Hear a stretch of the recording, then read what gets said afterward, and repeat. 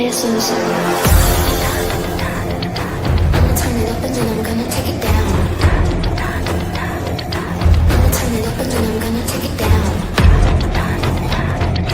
I'ma turn it up and then I'm gonna take it down. Play a slow song. I'ma turn it up and then I'm gonna take it down. I'ma turn it up and then I'm gonna take it down. I'ma turn it up and then I'm gonna turn it up and then I'm gonna turn it up and then I'm gonna turn it up and then I'm gonna turn it up and then I'm gonna turn it up and then I'ma turn it up and then I'm gonna take it down.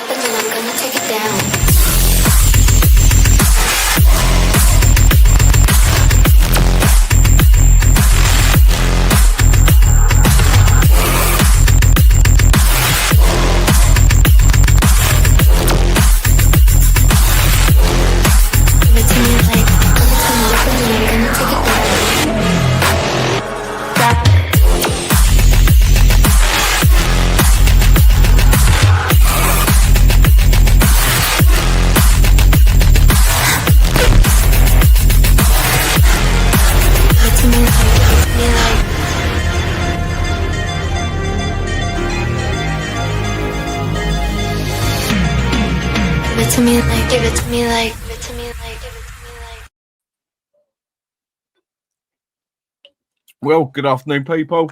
Hope everyone's good. It's just starting to look better and better and better, isn't it? I think everyone here, I think everyone on here can say we are getting desperate. And yes, it is starting to show. I mean, when you even see it come up in the morning again, and you do actually think, is this even possible when something like this comes up? When we've gone for Hincapie and then you see Arsenal are also looking for him as well. If it goes to a toe-to-toe with Arsenal, what are our chances of winning it? The only way I see that one coming through and would be is if we offered him a solid place at the back. And to do that, we'd have to play free at the back because we ain't going to drop Van der Ven or Romero. And so that would be, I think, the only chance we would have of getting him off of Arsenal, basically, if they both go for it and he wants to play consistent games. Because otherwise, with him going at Arsenal, he's going to be in a fight and a half to get in that back two of theirs. So that's the only chance we got of that one. And then obviously we're still putting in the bids with Savinho, meant we're just up to 73 million, going for Nico Paz as well from Como. That one is not going to happen. There's too many tactics to that one, too many shit going on. We are up shit street in a big, big, big way. And I'm really starting to get to a point now where I think we've got 6.5 days left or whatever. I'm not seeing much way out of this one. I mean, Ben Dietrich, how are you two doing? All right? Yeah, good, mate. How are you? Yeah, I'm good. How are you? Same Spurs, different day. I mean, so when you see this one come through this morning, like most people did with Hincapie, and then you see Arsenal were interested as well. What's your first thoughts on that one? I mean, initially for me, if I'm brutally honest with you, I sit there and I think to myself, why are we even going in for Hincapie right now? Is there not more pressing areas we need to be looking at? I mean, would a left wing and a number 10 not be more prudent? Do you not think? I mean, look, Hincapie's a great player. Don't get me wrong. I don't think he's worth 60 million. I don't think he's worth anywhere near that sort of money. If a player like Romero can frustrate you, Hincapie will drive you fucking crazy. Excuse the language. But yeah, I mean, with our current situation, should we not be looking at other areas rather than centre back? I mean, I don't know. Dietrich, what do you think? Okay, let me start by first of all not trying to be negative, but I've watched a lot. I've watched a lot of Bundesliga, and people that say they read Hincapie clearly don't know what the fuck they're talking about. I don't think he's that great either. I don't think he's anything really better than Danzo, on a personal opinion. So once again, people are highlight merchants. They just look at YouTube and they say, "Oh, he's a great player." Sure, on the eye, he's phenomenal. He looks amazing on the ball. But if you look especially at his defensive side, which he is a defender first and foremost, he is a disaster waiting to happen. And I'm not calling all names, but people that criticize 24/7 Romero for going onto the ground slide tackles, he's a slide tackle merchant, and that's all he does. He doesn't tackle; he just slides tackles, and he's always out of position. So for me, would I be happy to have him? Sure, because I don't want to see the Japanese defender. I don't want to see him at Spurs or Ben Davis. But if you look at better options, I can name you a lot better options that went a lot cheaper, just like Milinkovic for 11 million. Well, yeah.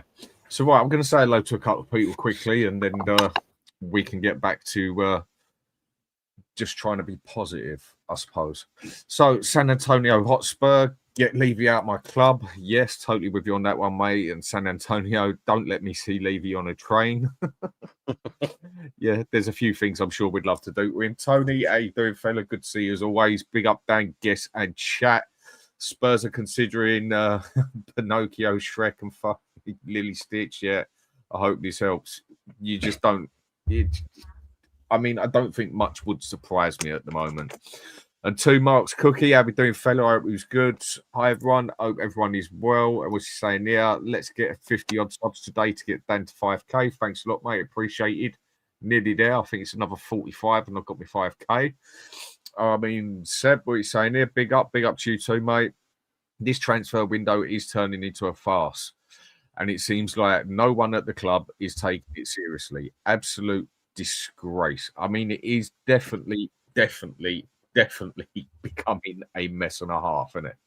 One moment it looked good, one moment it looked very good, next moment it looked okay, we can fix this, and now all of a sudden we are up shit street.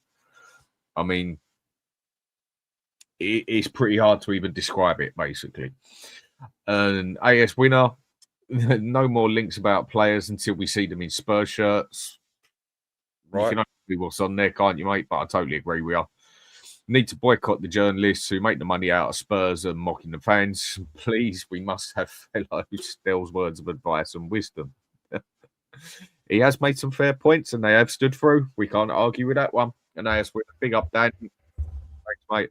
And the show, likes, please, and share. Thanks a lot, mate. And also, yeah, big up, Dan, panel guest, like, share, and subscribe. Thanks a lot, fella. And Adrian, what you saying here, mate? Surprise, surprise. Levy bids for a player who doesn't want to join the club. Do you know what? You'd almost think he does it on fucking purpose, wouldn't you? Like, he knows the player ain't going to join, but, you know, wants to put the effort in. Now, I'm all in one for, like, go for the player. Put the effort into getting the player. Try and get the player. If it don't work, it don't work. But then I could easily understand there's a difference between making it look like you're putting an effort in and actually putting an effort in as such. And yeah, I agree with what you're saying. And Ryan, big up lads and chat. Big up to you too, fella. Angus, it's happened again. It's happened again. Yeah, well, it ain't happened yet, mate. But we'll see where you are at the end of the season as well when it comes down to the crunch. Higher than us, I don't deny that. But will you have won anything? Probably not. And Eric, a disaster of another window is definitely getting on that far, isn't it? And AS winner, Dietrich, you're a realist, not negative, brother. Top man. And Spotlight, big up panel, big up to you too, mate. You know what? If you want to jump on, mate, send me WhatsApp and I'll send you a link. That's fine. And Boomverse, always good to see you, mate. Afternoon, big up Dan and all. 6 days and 27 hours and 6 minutes. So I presume that's round about 3 minutes now. As we are done. Enoch Levy out. And San Antonio also saying Angus a mod in every Spurs channel went free. They care about Spurs more than love and Arsenal. Yep. Scott, how we doing, fella? Question for the panel. Dietrich consistently sends me messages on WhatsApp saying he thinks Gil should start over Kudus. Do you agree with him? Do I need to even answer that question? No, you don't. I think people know that He's full of shit. taking the piss. Right. So where do we go? We are in a severe problem at the moment now, aren't we? I don't think we're in severe problem. I don't think so. Well, I'll tell you why I don't think we're in a problem. Because first of all, I'm gonna blame a bit of everyone. The fans for letting it happen, the manager for taking the job without having reinsurance, and once again, the club not backing a manager they supposedly want to believe his philosophy. Like I said, when we got when we got Kudus, and then the next Gibbs White, but unfortunately we didn't get him. I said to people, do not get too excited. Something does not look right. And you cannot tell me from that day all the way to now we haven't signed anyone other than Polina on loan.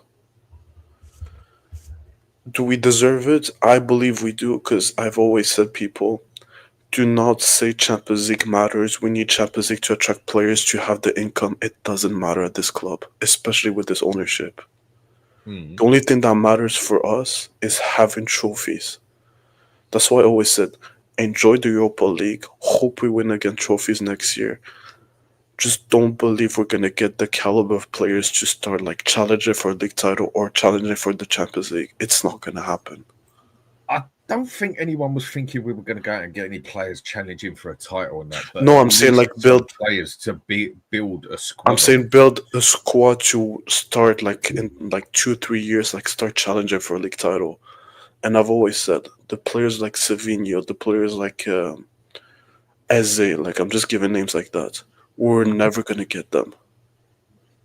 The only way this is going to work is if we go back to the old days under Poch, where we find the Tobis, the Dele Alli, and then we make them superstars. If you want to get the caliber of superstars, it's not going to happen under this ownership. Well, we definitely don't seem to do it any other way, do we, Ben? No, I mean, you could almost advocate for, Frank being brought in to just work with what he's got there, couldn't you? I mean, it could have definitely been the plan. Who knows? We all know Frank's ability to raise the level of players, but you'd like to think, being Tottenham Hotspurs, that's not the case.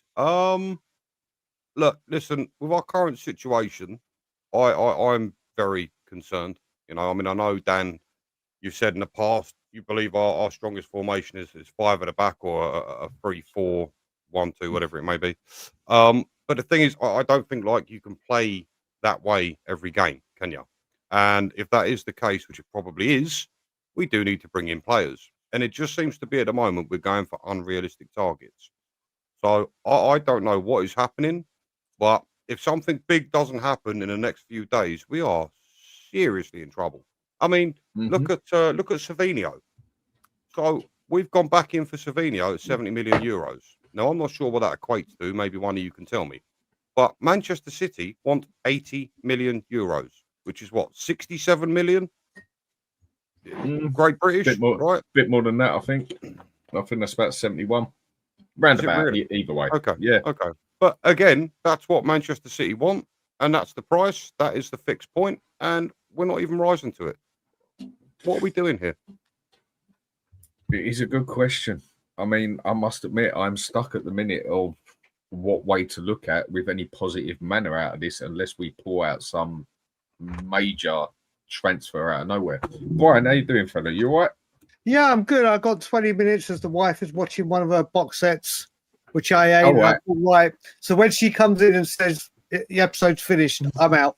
I'm on a strict leash. I'm on a strict time schedule here. But how is everyone in the chat and everyone on screen? Same Spurs, different day. Loving When it life. comes How to are the you? transfer window. Well, it is what it is. I kind of got taken over by I think investment is coming in, which we'll probably find out after the window, which don't help us right now. And once again, this club showing there is no plan, or the plan is chuck money at players that aren't going to come and links to make it look like we're actively pursuing targets. When people like Paqueta are probably available, Lookman are probably available, and could get done quicker and immediately improve this squad. But no, we'll keep going for Morgan Rogers at inflated price, which we'll never pay. We'll keep this Savinho news. I tell you what, if this Savinho news ends up and we don't get him after all of this, it's just another huge embarrassment for the man at the top. That's just going to be literally, Brian, 3 times that we've basically.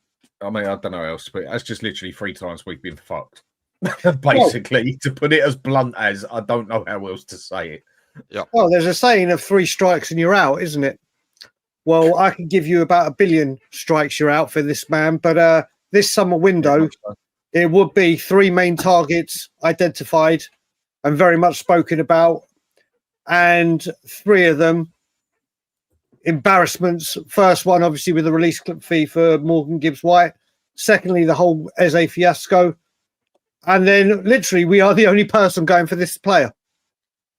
Literally, we are the only person or only club going for Savinho, and we can't even do that. I mean, the thing is, Brian, I could go through a list. I mean, I know we ain't scouts and we ain't this and we ain't that and whatever else, and everyone can call us an armchair supporter. And what the fuck would you know what you're talking about, Brian, or me, or Dietrich, or whatever? But the attitude I have with that one is anyone who goes and tells me that as well is you can go forth and multiply basically because you're sitting on an armchair and you ain't a Premier League manager yourself. So that makes everyone else's opinion relevant. And I'm sure we could come here, sit here, all 4 of us, and for 20 minutes, half hour, not even that long sort of thing, go through a list of players that you think Spurs could realistically get hold of. I mean, obviously, we don't know what goes through their head, whatever. And there's players out there. I keep telling everybody, not many people believe me at first. Italy, bar one team, are up shit street in a massive, massive, massive way. You could go out there and throw a bit of money about. And there are some quality players out there. Even out in France, we can go out and do some shopping. All around Europe, we could do some shopping. But we just don't seem to be doing nothing. Okay, we've gone for Paz. The other thing I want to ask you is here, Savinho and Paz. Right, for me, 2 players would not say no to, be quite happy to come to Spurs, yeah? Yep. But I've got another side to this. I mean, everyone tells me how great Savinho is. He scored 1 goal last season. 1 goal. Now, I then get that thrown to me. I'll bet it'd be 100% different at Spurs. It'd play a total different way. Of course, it'd be different. No, you think it would be different is the better way to put it, yeah? No one can tell me it would be different. I can't say it wouldn't be. But I know City do play it different on the wing and that, but to score 1 goal in the amount of games he scored, the amount of games he played for City, I must admit, it does make me question things. Because people were saying we need someone who's going to do set goals up, assists. Others are saying we need someone who's going to score goals. I mean, technically, you want someone who's going to do a bit of both. But he is a player that I would absolutely love at Spurs. Because I think he's going to do a better job on the side than Johnson overall. But one thing you could argue is that there's a good chance that Johnson would score more goals than him. because he has done as yet in the Premier League. Yep. And the other problem I have with Paz is he's had a good season. And don't get me wrong, game played yesterday looked brilliant. Looks like an next. But haven't a lot of people been complaining now long enough that we've got enough kids and we actually want the experience? That we actually want Paulinias in our team now. And it seems, to me, it looks like we're getting to a point where we're clutching that much that people are willing to throw that aside again now. Now, I'd take either of these players. They're excellent, but 1 season, 2 seasons, I'd rather have someone who's had 4 or 5 seasons, personally. But I don't really think we're in that position to argue it, are we? But then we have an issue. We reached a stage where clearly we do not want to spend the money. For example, I'll just take this player, Morgan Rogers. Villa are in a financial PSR issue, so the only way you can get him is if you drop probably 100 million or 90 million on him. Are we going to do that? No. So the only way going forward, unfortunately, with this ownership and the way we give the wages, is youngsters. And if we didn't have that issue with Nico Paz with Real Madrid, they have a 10 million buyback clause. And a 50% in it. And the 50% rights to transfers. That's the only type of players that are realistic we can get. But right now, we left it way too late, and nobody's going to sell us their prize assets. Unless you find someone in, for example, in Russia or Ukraine. Well, the thing is as well, the thing is as well, is you look at Thomas Frank said 2 days ago, we only want to bid for players that want to wear the shirt. Any other players that don't want to wear the shirt, we're not interested in. Yet we put a bid for Paz that doesn't want to play here. Scott's right in his last. Paz and Savio have had key minutes at their teams, and they've shown what they can do. There's a difference between signing. There's a difference besides signing 19, 20-year-olds that have done nothing and hoping they come good, or seeing players like Paz and Savinho. And yes, you may say 1 goal, but his main aim is to supply and then score. And we need a left winger. We've seen that. Look, Brennan Johnson has played 2 games, scored 2 goals. You can't knock it. You cannot knock what he does at the back post. You just can't knock it. But we need players that can create. Johnson can't create. We saw that opportunity that he could have played Sarr in, and he hit the ball over. He took the shot on. We need players to come in to add creativity, and Paz would do that. So would Savinho. Yes, they're both young. They have had key moments, key minutes, but this has just been an absolute disgrace of a window. When you think that we've got Champions League, we've won a trophy, that we've got a superb manager in Thomas Frank, we have an incredible coaching staff. This is the time to join Tottenham if you're looking right. Okay, this club last season was an anomaly, a fuck up. That's a better way to put it. I was going to try to say the word trajectory. See, I can say that first time now. Anomaly. There you go. If at the first you don't succeed, try again. But nope, we're just doing the same thing. We are just doing the same scattergun bullshit. The suitcase pact is bullshit. The way we're linking things. Oh my God, there's a suitcase packed in. Mate, his agent's in town. His agent has flown in for Brazil. That could easily be his agent's fucking suitcase. But no, we see a suitcase. He's coming to Spurs. It's stupid. And I will say, just thank God we've got Thomas Frank in. Because whatever he's left with, he will coach, he will develop, he will strategize. Brian, sorry. I 100% disagree with you on that point. Sure, we bought Thomas Frank. Sure, he's a phenomenal manager. He's better than Ange. No questions about that. But you realize there's a certain point where he's going to fail. And if he had Harry Kane and Heung-Min Son on that team, then yes, I can 100% agree with you. If we don't sign any players, it's not going to be the end of the world. But now the forward line is atrocious. And I cannot, and as much as I like Thomas Frank, he cannot coach this forward line. Yes, he can. Trust Yes, he me. can. We need better D-Tricks, but yes, mate, No, you want he to can't. about the forward line, Wissa and Buemo, Ollie Watkins, Damsgaard. I can keep going on and on and on. It's You what just- he's done. Yeah, but you just name me better players than we have, other than Kudos, who's Not- good that we have a forward. No. I mean, that's going a little bit OTT. No, it's not He will- OTT. Yes, it is, No, it's- D-Trick. Yes, it No, is. it's not. No, it's not OTT. Because if Kudos gets injured, who's gonna score the goals or create the chances or beat their man? Nobody in that team other than Kudos has it in the arsenal. Nobody has it.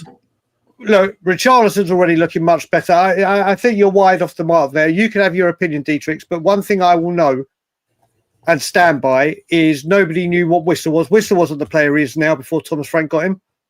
And Buemo certainly wasn't. Ivan Toney certainly wasn't. But through good coaching, you could have that opinion, but I will put all my faith that Thomas Frank will find solutions to get around it. He needs better. There's no doubt. There's no doubt whatsoever he needs help and he needs better, especially in number 10, especially in the creative position. But if there's no one here that comes in now, what I'm saying is thank God it is Thomas Frank in charge and not another manager or Ange still here, because we would be then fucked. Thomas Frank will cut, and his coaching team will get better out of these players than any manager we would have brought in would have done. And I won't have any word said against that. Sure, he might get a bit better, but wait until we have 2 games, not 2 games a week. Then you're gonna see him struggle, and it's not his fault. It's not gonna be his fault. Yeah, I think what Dietrich is trying to say is that you can put the best manager on the planet in a position, but when he just has not got Put Pep on this. The Arsenal Put Pep there. as the coach. He's gonna struggle. Nobody can get the best out of these players. Yes, they That- can. this is- They can. They can, Dietrich. No, your issue, the way you're saying it is like each striker to get 25 goals plus and the assist. It's not about that. All we have to do is exactly like Frank did against Man City, have a game plan to nullify the team we're playing against, and be. Look, there's the thing that I kept showing, and I think I sent it to Dan before as well. Thomas Frank had Brentford most XG in the Premier League, most shots on goal, most converted, because the way he coaches that team is to make sure you get the opportunities and you take them. He will have to work a plan out to play to get the chances. We will create chances. It's just how good they are and how ruthless we are. And we showed on Saturday 2 chances, 2 goals, shut shop, game over. That's all Frank needs to do. That's all Frank. Okay, and how many games did he play? No, how many games did he play a week at Brentford? Mate, that I don't disagree. You're changing it now. No, I'm not changing. No, He's No, got I'm to not- find solutions. He needs help. I don't dispute that. He needs help. What I am saying is, thank God, I will put all my faith, confidence, and trust that Thomas Frank is the man to find the solutions. He has been left fucking short once again, like every single manager has done, and they have struggled to find solutions. Thomas No, Frank is the guy that will find solutions. No, Brian. I don't think you. Maybe I didn't explain well my point. It's not that I don't think he's not gonna find solutions. He will. I trust him. He's gonna do it. But there's a certain point where he's gonna try, and then it's gonna fail at a certain time, because that's how it always works at Spurs. He's not gonna get the best out of some players. He might get the best out of Richarlison. I trust him. He's gonna do it. But when we're gonna start playing 2 to 3 games a week, injuries are gonna come. And then what is he going to do? Is it going to be his fault? No. But once again, he's set up for failure. And he can do well like those games like against Burnley, against Man City, and probably we're going to win against Bournemouth. But just wait and see until we play too many games and these players are going to be burned down to the ground. I think what Dietrich is trying to get at is the drop off in quality we've got behind this first 11. yes. I mean, we are an injury away. You know, like someone like Just wait for Paulinho Kudus to be injured and Paulinho. Just wait. I think that's what he's getting at. That, I don't think he listen, disagrees with you, Brian. And can you? but that's the thing. That's not Thomas Frank. But I never said Hey, it's Thomas Frank's fault. No, I this, never one, said no, that. this is what I'm trying to say. This whole thing, and you'll see it. Why do you think Paulinho and Bentancur were on the bench against Burnley? And he used Gray, Bergvall, because Frank knows he's got to use the players that he has available at the right time for the right game and keeping them fresh and on their toes and not just overplaying them and overplaying them and overplaying them will get the job done. Thomas Frank also knows against Manchester City and the big teams where we all thought he was going to go to a back five, he didn't. He's like, right, I'm going to have Bentancur and Paulinho. He is a master tactician and thinker. And the main thing he will have to do, unlike any other manager, will listen to his medical team, will monitor them in training, and will rotate. The reason we keep getting injuries is because they keep getting overplayed and overused every single time. My wife has opened the door. It is time to go. She's just opened the door, giving me a death stare. Time to go. Yeah, it's time to go. Is what I am right now. And when she says jump, I say how high. Ben, always a pleasure. Dan, always a pleasure. Happy Dietrich, wife, always happy a life, pleasure. Brian. Take care. Damn right. Damn right. I'm going to go relax with my Take wife, care. Oasis this evening, and then we'll deal with Levy and his shit tomorrow. So I will say Thomas, Frank, Thomas, Frank, and as always, Levy out. See you, Brian. Dan, can I just mean, add something? what- Just one Go last on, thing mate. quickly. If you guys look at the schedule in November, from November 1st, we're going to play Chelsea. After, we're going to play Man U, then Arsenal, then Fulham, and then Newcastle. How the hell are you going to rotate? And we have probably going to have Champions League midweeks. I think the thing that was the misunderstanding there, yeah, is saying that Thomas Frank can't deal with it. He can deal with a situation, but then I think the point you're trying to get at with what he's given, how's anyone going to succeed if they haven't got the amount of players in? I mean, you can even say at least Ange got about 4 or 5 players for that first team. Yep. Whereas Frank, he's had 2. And I agree with you. We're an injury or 2 away.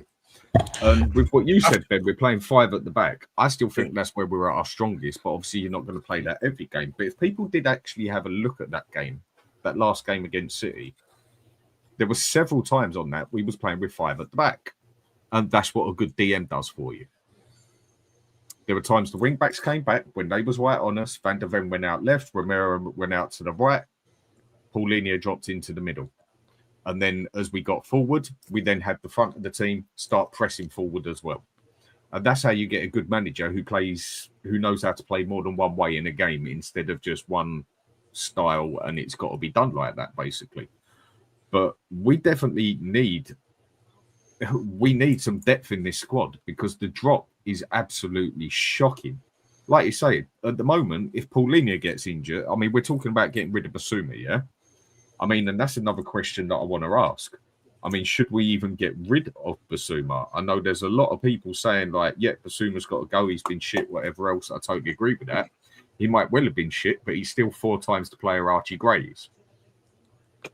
Because let's be fair, as much as Thomas Frank is a good tactician and a good coach, how much can you coach, for example, Archie Gray at the number 6 position? The drop-off of Paulinho to Archie Gray is just way too big. And people It's like say... pushing someone off a cliff, isn't it? Yes, it's pushing someone off the cliff. And this is why I say, when people say, I don't remember, I think it's Ian that said he'd rather see Archie Gray than Basuma. I 100% disagree. We're not in a position where we can make those decisions. Basuma needs to stay. As much as like he might be a pain, he's not a good player. No, he's not like, he doesn't have the right mentality. We cannot afford to lose those type of players and have that huge drop off. No.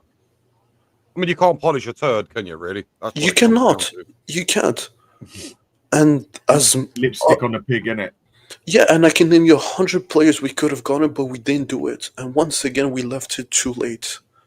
And even Paulinho, as much as he looked good against Man City, in my opinion, he doesn't look like he's 100% fit yet. He's not 100% fit yet. No. Frank even said that. So how are we going to do when we have Champions League? Well, this is where, for me, we definitely need that number 10 for me personally more than the 11. And the reason I keep saying this, people say, yeah, but we need both. Like, no shit, Sherlock. I know that. We need both. But it never seems to work with both at Spurs. It's usually one or the other. I mean, if we get that number 10, then that gives us, we can cover a number 10 with a Bergvall or by the moment a Paqueta at the minute until Kulusevski comes back and that. But we go get that number 10, we're then more covered in the middle again, where we can play Paqueta there alongside Bentancur or something like that. If you need that more defensive sort of minded player there, you can use either Basuma, who isn't defensive minded at all. He's more for the box to box on the right hand side to go forward. Look at where he made 80% of his mistakes last year in a defensive style. Why has he usually played terrible when he's asked to play defensive? And then in Europa, when he was asked to push forward as a box to box, he actually looks pretty good. But his mentality isn't good. I'd like to see him leave, but I would rather him be on that pitch against Juventus or Real Madrid than Archie Gray. Well, Dan, if we get someone as a 10, then we're at least more covered in the middle for if Paulinho gets injured. You can have Bentancur cover his position, not do such a good job, but cover it. And it's going to look that little bit better. But then we're totally open on the left. But then at least we have a couple of players who can cover that left as well. But we definitely need both positions desperately. Dan, it's interesting you speak about Basuma and a number 10. I feel like you've got the perfect solution staring you in the face. And again, I've said it before, I'll say it again. It's a deal that stinks to Daniel Levy. I heard on the rumour mill that West Ham are interested in Basuma. What would the issue be with maybe throwing in a player plus cash for Paqueta? Paqueta offers you... I mean, he's not my first choice, and he wouldn't be my first choice in a signing. Not a bad player. I would not say no to him. No, I think he's pretty underrated in a lot of ways. But I think he's a good player. 100%. Look at all the facts. So, number one, you're getting Premier League experience. The boy is 27 years of age. He does want out of West Ham, and from all intensive purposes, I believe West Ham want to sell him. And if they are interested in Basuma, you know, let's just say maybe, because Basuma's got, a year left on his contract, maybe a Basuma and 30 million, maybe. I mean, who knows? I don't know the structure of these deals. But what is the issue with targeting a player like that and putting all your eggs into that basket? Because it smells like a deal that could get over the line. I'd like to see us go in for him. I just feel like, and the thing is, with Paqueta, not only can he cover 10, and he's very good there, by the way, but he'd also do a fantastic job in like a Bentancur's role. So he could drop back as that deep line playmaker. He's got a tackle in him. He's decent at pressure as well. So I just feel like the answer is staring you in the face. Why are we not going for a player like him? West Ham are not going to sell another player. I keep hearing this. I don't believe that. I'm sorry. No, they're not. Already they lost 2 games. If they sell their prize asset, it's going to create like a World War III at West Ham. There's no way. I don't think West Ham fans rate him as much as they once did. No, they do. They do. Yeah, they do rate him at West Ham, but if we did give him an option of, say, 30 million and Basuma, I'm not saying West Ham supporters would like Basuma, but I suppose that's something you could go with, or 40 million and Basuma, and then you sort of get the best of both worlds. You get one player out, one player in at the same time. I mean, I don't think Paqueta is as much of a bad idea as people say. And the problem is with the injuries we've got, they're long-term injuries. I mean, Maddison for me is now done. We've got to look at saying goodbye to him, basically, because I don't think he's going to come back. I mean, he's a brittle player anyway, very brittle. He always has been. He's always been injury-prone. And coming back from 2 back-to-back knee injuries in such short term of each other, and one of them being an ACL injury at that, if I remember properly, I just don't think you're going to get Maddison come back with the same sort of capability physically wise. Mentally wise, skillful wise, yes, but it doesn't mean he's got the physicality to do it anymore. And I don't think Paqueta is a bad idea. I really do not. No. Would West Ham do the deal with us? Is more the question. Is more the question with it, especially after we just nicked Kudos. But they're meant to be looking at needing the money as well, and maybe offering Basuma and some money wouldn't be the worst idea for it. It just seems like the obvious answer, doesn't it? Really? Or So- the obvious answer. If I'm Levy before I get a huge protest, go get Morgan Rogers. Spend the 100 million, spend the 80 million. You don't have a choice. If he wants to keep the fan It base, won't wear that. I know it won't happen, but I'm just saying if he wants to keep the fan base happy, go get a star like him. Because Paqueta, I don't think it's gonna make the fan base pleasant after everything that unraveled with Eze, Savinho, and all these players. It is the situation we are in at the moment. But we are not going to go out and spend 100. No, we're not. I know we're not. Rogers. I don't think he's worth that gonna money. happen. I mean, how It's much not- do you guys rate him, by the way? Rogers, Yeah, I but think, he's- is better than Eze. Yeah. I think he's a better 10 than Eze. How old is he? He's about 21, isn't he? 20, 21? 23, maybe? 23. Oh, right. Oh, Yeah. right. I thought he was a bit younger than that personally. So yeah, there's another player I wouldn't definitely say no to. He's and Premier League experience, everything else in that. I mean, what was he, young player of the year last season or something, wasn't Yeah, young Yeah. player of the year, yeah. Yeah, he's just Yeah, turned 23 in July. he? Yeah. But And he's what tall. are the chances of that happening? Realistically, what are the chances of that? Zero. happening? Oh, 0. Not gonna happen. Not 0. It's not going to happen, but Yeah, exactly. So we've got to look at places. Well, as I say, Lookman for me is not a bad call. People say because he's been like he didn't do great when he was in the Premier League, but look how much he's come up at Atalanta, leaps and bounds. I don't think he's a bad call either. And the only reason it didn't go through with Inter Milan is they didn't particularly want to sell to them, but Inter Milan just ain't got the money to do it. That's what I keep telling people about Italy. Italy, bar Como, are absolutely up shit street with money. So that is where I feel is the ideal place to go fishing. I'd go for De Ketelaere. Even why not go for a bid for Ederson, basically? If you've got 100 million to spend, go stick 100 million in for the pair of them. I think you could pull off a job like that. And I don't think the wages would be phenomenal either, sort of thing, like stupid. There are options out there, I personally think. okay, imagine there's like, okay, we can find options. We're not even professional footballers. We're not scouts for Spurs. And we did all of this just to get Bill Canus from Leicester. So what would we do now? I didn't hear what you said properly. No, I said, imagine with all these months, we're not scouts and everything. We can find players like, let's say, Lookman, Paqueta. Mm-hmm. And then we end up with El Canus. Are you going to be happy?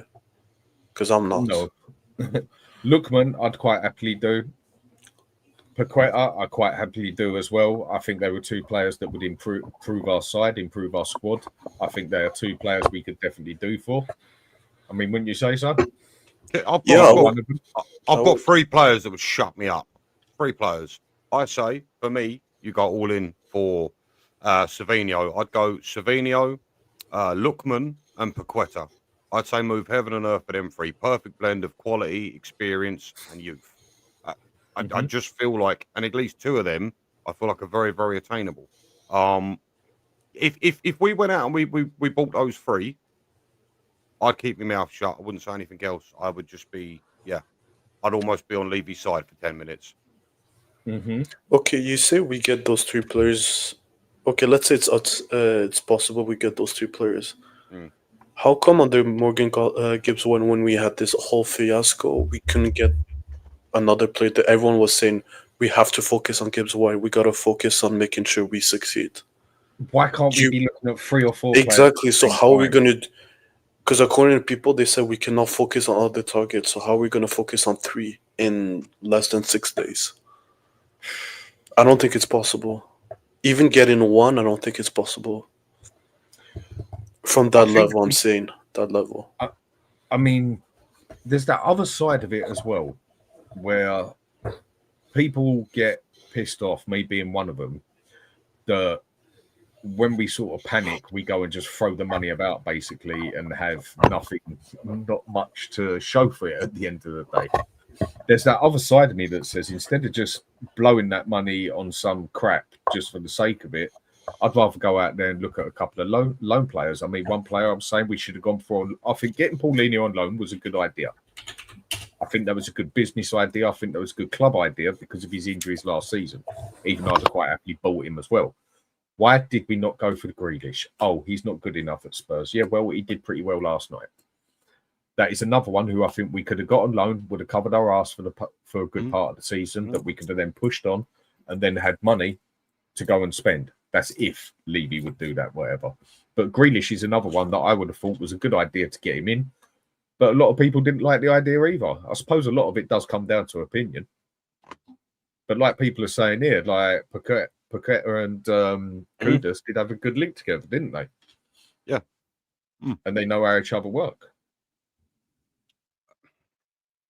It would be nice to see that little Brazilian contingency at Tottenham. You know, you've got your Paqueta, your Savinho, fingers crossed, your Richies.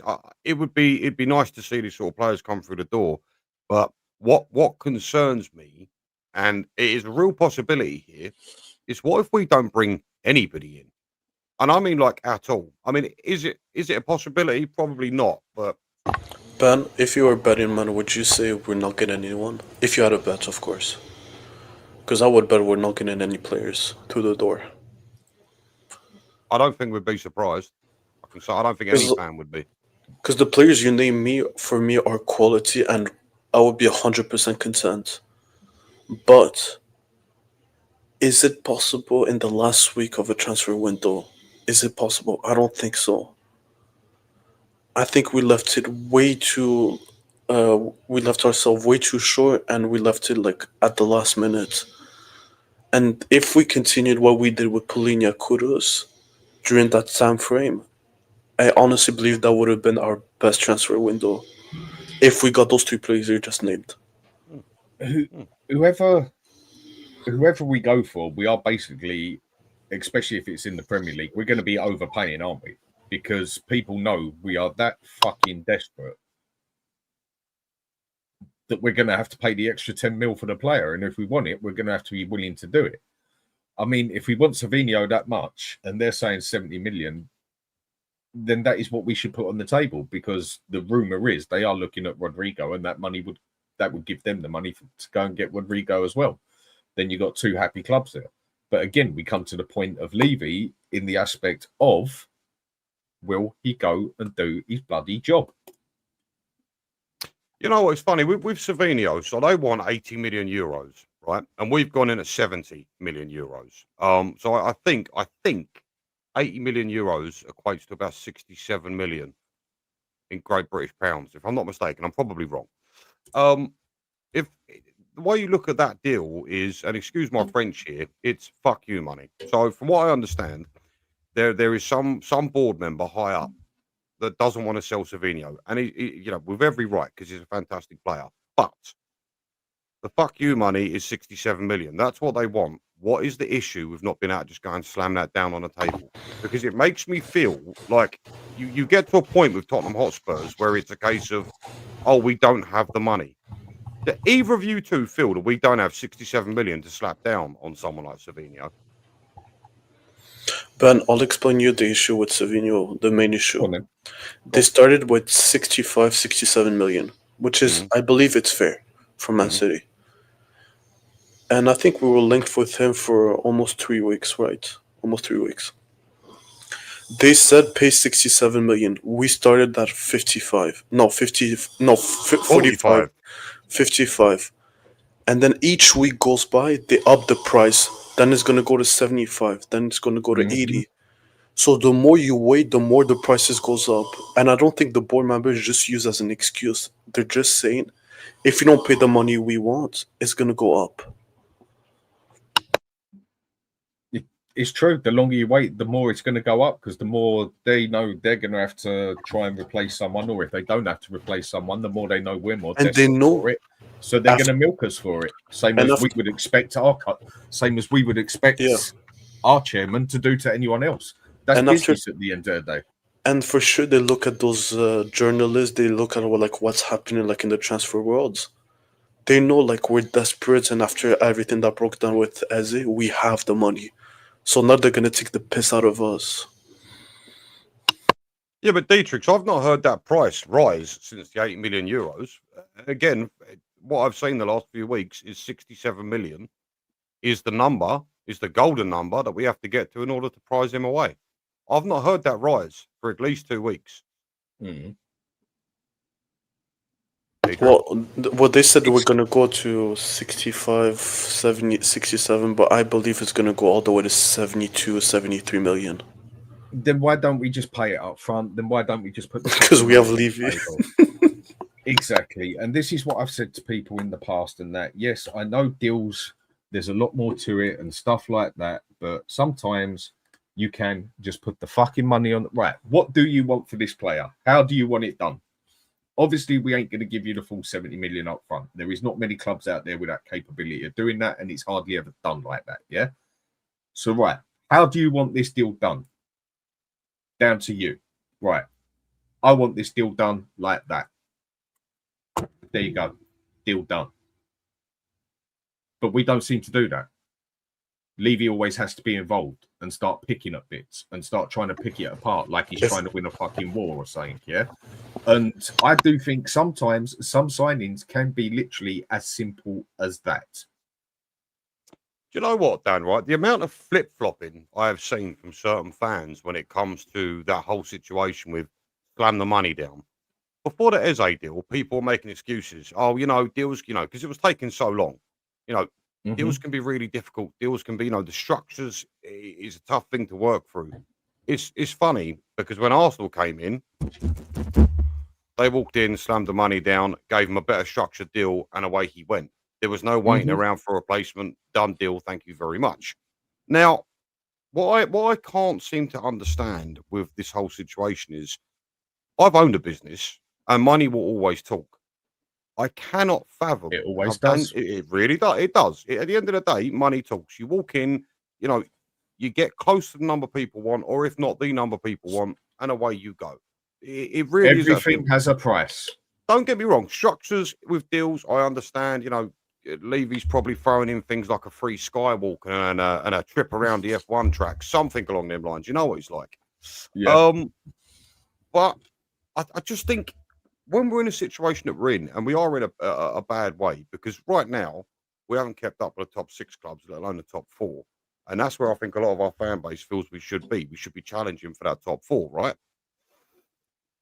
If we do not do something about this and quick, because how long did you say we've got? A week before the transfer window shuts? It is, isn't it? I think it's about 6 days now.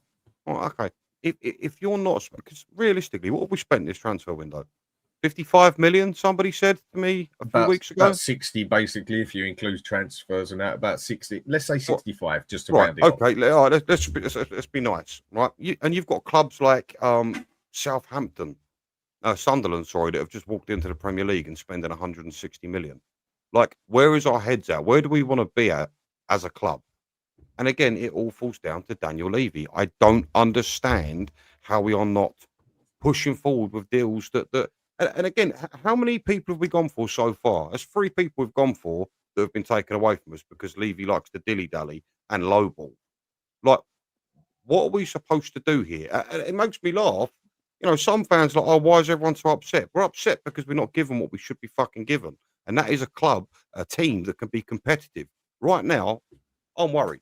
And I'm not seeing much light at the end of the tunnel. Do you boys honestly think we're going to get someone across the line by the end of the transfer window? Because the way it looks... Yes, I do think we're going to get someone across the line. It's just who we're going to get across the line. I mean, instead of going out and spending... Say, for instance, we don't get Savinho, we're not going to get Paz. That one's not going to happen anyway, yeah? There is too much to fuck about with on that one, yeah? That one I understand. But I would, instead of going out and then just on the last day, shit, go and put 80 million, 60 million on someone who's really a gamble and a half, basically, I'd rather we went out and got 2 loan players. Do I want to see another bloody... Odegaard, don't get me wrong, looked promising last game, but that was for a short amount of time. Do I want to see us go out and get another Tell, another Odegaard, another Archie Gray, who aren't ready for this team yet?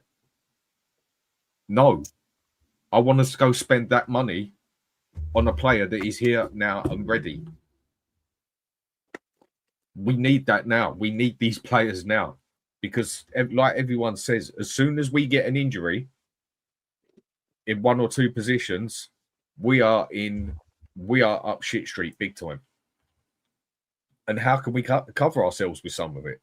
I mean, up on the left, okay, you can stick Johnson there and you can say he might tap in a goal here and there, which he does. But apart from that, totally irrelevant to a game, basically. If he doesn't score, you're basically playing with a ghost on the pitch. I mean, Tell, he has just looked absolutely shocking since he's been here. I can only judge by what he sees. He might have all the potential in the world. Coaches might be seeing stuff that we don't, which they obviously do. But every time I've seen him play for us, I've seen absolutely nothing off of him. I've seen more off of Odegaard than I've actually seen off of Tell, and that's going some for me. We definitely need that left winger, but we need some creativity. I mean, people saying like, yeah, we've got injuries, players going to come back, but these injuries are out long term. I don't think Dragusin's coming back anytime soon, before the end of the year. I know he's training and that again, but he's still going to take a while. And now I'm starting to hear stuff about Kulusevski being out till February, March. How true that is, I don't know. I can only go by what I hear from, basically. Same as the rest of us. You can only go by what you hear from the book. So one way or another, we got to make some transfers, whether they're buys or loans. I mean, what do you think on going for the loans, basically? Because I'm sure there's going to be some players out there to loan if we have to. And I think I'd rather put the money on some good loans than two players that just you're wasting your money on, basically, for an average player that you're overpaying for, who probably don't even get into your first 11, where you're basically buying a backup player. But is that where we are right now? We're loaning players, are we? Is there anything wrong with loaning players? Yeah. What? Well, the good players, it's rare you're going to get a good player on a loan. The only one we got that's good is Polina, but other than that, they've all been crap. And that's very situational as well with Polina. We got lucky to get someone. Yeah, we got lucky with that one. And I would not be surprised. Honestly, I will start laughing if we get this. Jackson on the loan, on the left wing, and Nkunku as the number 10. I would actually piss myself if it happens. Yeah. You know what? You say that one, yeah. I mean, I'll go to that one in a minute, yeah, because that one is quite a frustrating one for me, that last one you mentioned. Lee Townsend, thanks a lot, mate, for the super chat. Much appreciated. Would rather we don't sign anyone than getting more average players that we have to move on ASAP, like a large chunk of our squad. I'm totally with you, mate. On that one, I must admit, I'm totally with you. Instead of just going out and buying the crap, or just going out and buying a bang average player who's barely even ready for the team or whatever, and that, I think I'm with you. But then there's the other side of it. Would that money we save even get spent towards the club? I think that is the most frustrating part with it. And 2 Marks Cookie, member for 10 months now. Thanks a lot. Unless this squad is improved, expect a long, very, very long season. Also, Mark Sheriff, big up to you, mate. How you doing? Levy, get your wallet out and back this manager. Yes, I think we can all be agreeing with the same thing there, basically. But one way or another, we have to find a way around this, surely. Or I say we have to is the wrong word. We should do. But the question is at Spurs, will we? That's what it always comes down to at the end of the day. And I find one of the biggest problems we got with everything is that just Levy has to be a bloody part of everything, doesn't he? Why can't this man realise that he just can't seem to get it right, and he needs to get someone in who can do this job properly? He seems to have an addiction with the deals. He seems to always think like he's buying houses and everything and that, and he just seems to screw it up every time where it matters. I mean, surely we got scouts out there looking at people. Surely there is more going on than just focusing on one player. I mean, when we can sit here and all name about 5 different players, you do just wonder, what is this lot up to? I personally think we should have gone for Grealish out on loan straight away. We should have snapped him up. But people say he's not good enough for Spurs. I'm just curious with Levy's head because I actually want to understand his personality and his thoughts sometimes. Good Did he luck. argue with the Did he argue with the workers when they were building the stadium on the I prices, on the materials? Did he argue with them? Because I don't know. because apparently he overspent on the stadium, so he doesn't have an issue overspending on this department. But when it comes to players, he wanted penny pinch every cent. It does, doesn't he? Yes, and everyone told me Vena is gonna come. Paratici is gonna work his deals. You saw Paratici watching Crystal Palace versus Chelsea. Guys, it's never gonna change if he's still the chairman at Spurs. Mm-hmm. Like usually, you guys know like a bit about business. When you're the owner or the co-owner, whatever you are, you give your manager some money. Like you have this pot of money, you do whatever you want with it. I don't have any says. I only sign the checks. Why can we not do these things? Like, just why? Like, I what's think the point of having a director of football scouts if you're the one making deals? it's Because Daniel Levy is a You're piece right. of shit. That's what it is. And Okay, but he handicaps our scouts, and he handicaps our negotiation team. That's just what he's like. He's a penny pincher, and he lowballs every team he goes in for. and that's exactly the answer I was waiting for someone to tell me. So now, when people say we have Champions League, we won a trophy, things are gonna change. Watch, Levy's gonna do this. Levy said he wants to win the Champions League and the Prem. Can people stop Can people stop getting deluded? And this shit is never gonna change. But also Like, with that stop. Dietrich, this Or is where people made a massive, massive mistake, and this is where people only hear every what year they it's wanna the hear same sometimes. shit. Then Yeah, it's but the this same is the shit. first time Levy ever went and done something like that. Yeah, first time he's ever actually gone and done something like that. And as all people heard was Champions League and League. They didn't hear nothing else he said. Technically, Levy didn't even lie. Levy turned around and said, yeah, I want to win the Champions League and the league. Of course he does. Look at the money in it. The man's not lying. He just did not say when he wants to do it by and that he's going to put the effort in to do it. And this is where fans fell for it, hook, line and sinker, basically. Yes, Champions League, league. Well, he's not lying. Of course he wants to win it. He just, like a smart businessman, covered his ass in such a way that a lot of the fan base just fell for it, hook, line and sinker, like we should be putting money out there to win the Champions League and the league. That's not going to happen. But we should be putting money out there to try and at least fight for 5th place downwards sort of thing, between 5th and 7th. And at the moment, we're only an injury away from 2 injuries away from ending up fighting for 8th to 10th. No, sorry, I'm sorry. Don't insult the fans' intelligence like that. You can't make an excuse for saying something like that. Listen, as fans, okay, we know what Levy's about. The excuse is saying, well, he didn't put a timeline on it. He didn't technically lie. He didn't. You can't. Oh, mate, with the fan base the way it is, you can't come out and say something like that, especially knowing that he doesn't do anything to help the football team. You know, this guy is a cancer of the footballing side of Tottenham Hotspurs. He's turned us from a football team into a fucking business. And he's got the nerve to come out and say, you know, I want to win the league. I want to win the Champions League. I feel like that's where we should be aiming for. Well, how are you going to do that when you want money? Hang on a minute. You just made a mistake there again. You just added words onto it. He didn't say that. That's what he was implying. No, implying is bullshit. You can imply all you want. It goes by exactly what you say. You're not adding words onto it. The point I'm trying to make here is this is just what got the Spurs fan base overexcited again in the aspect of he said, I want us to win the league. I want us to win the Champions League. That's what he said. End of. You can't say that with a fan base like ours after what we've witnessed for 25 years. But then when you've got a fan base that falls for it hook, line and sinker, but he covered his ass in the process because he's that much of a slimy bastard that he covered his ass in the process. It's poking the bear. But it's poking the bear. Why would you do that? Why would you do what in his little mind thought that was a good idea to come out and say? Because all of a sudden everybody thought he was serious. And like still did warn everybody and that. It was just another PR stunt that a lot of people fell for.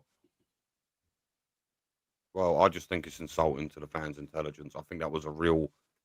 I just think it was a low thing to say. I don't care whether or not he said. What's "There's more the insulting timeline." to the fans' intelligence, Ben? Yeah, is Well- it more insulting to the fans' intelligence saying that, or is it more the problem the fans' intelligence believing what he was saying?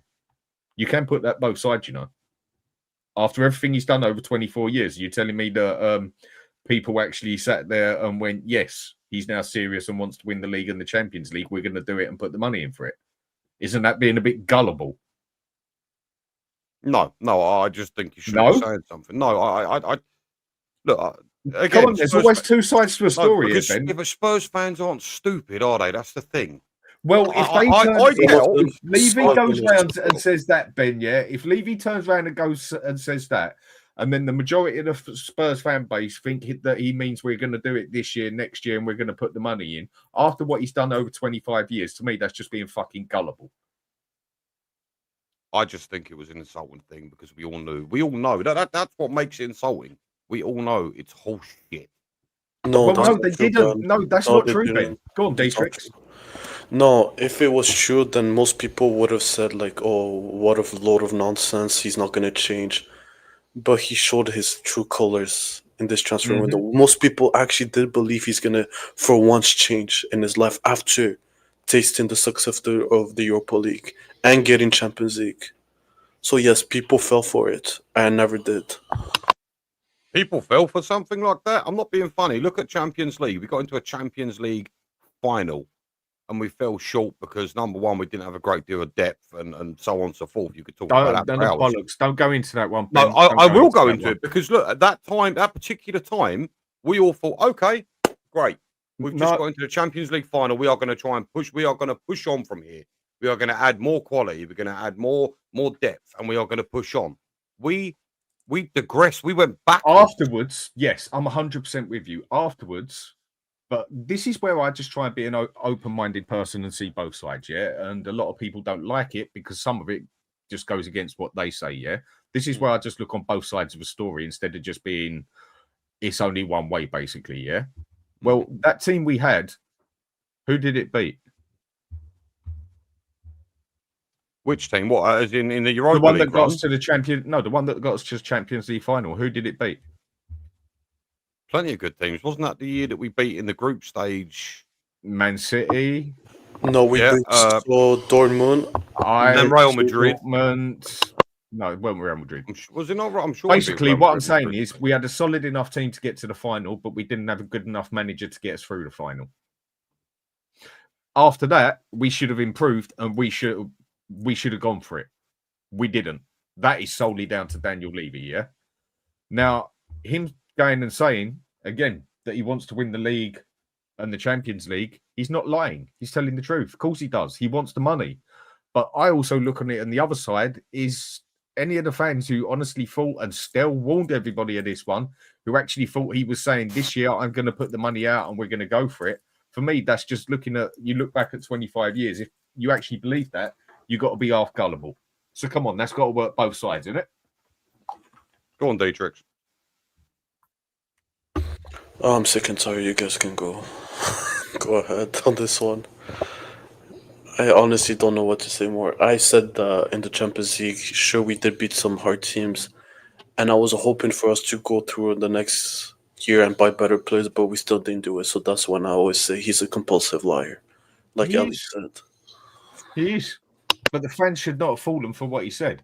I think the thing that changed a lot of us, and it gave me hope and a few others in that, was the fact that it's the point of we got Kudos bid done, and then all of a sudden the Morgan Gibbs White one comes through, and you think, wow, Spurs have never done that before. Not like that with two players of that caliber with that money. Maybe something is changing. And then 2 weeks later it lags on, and then it falls to shit.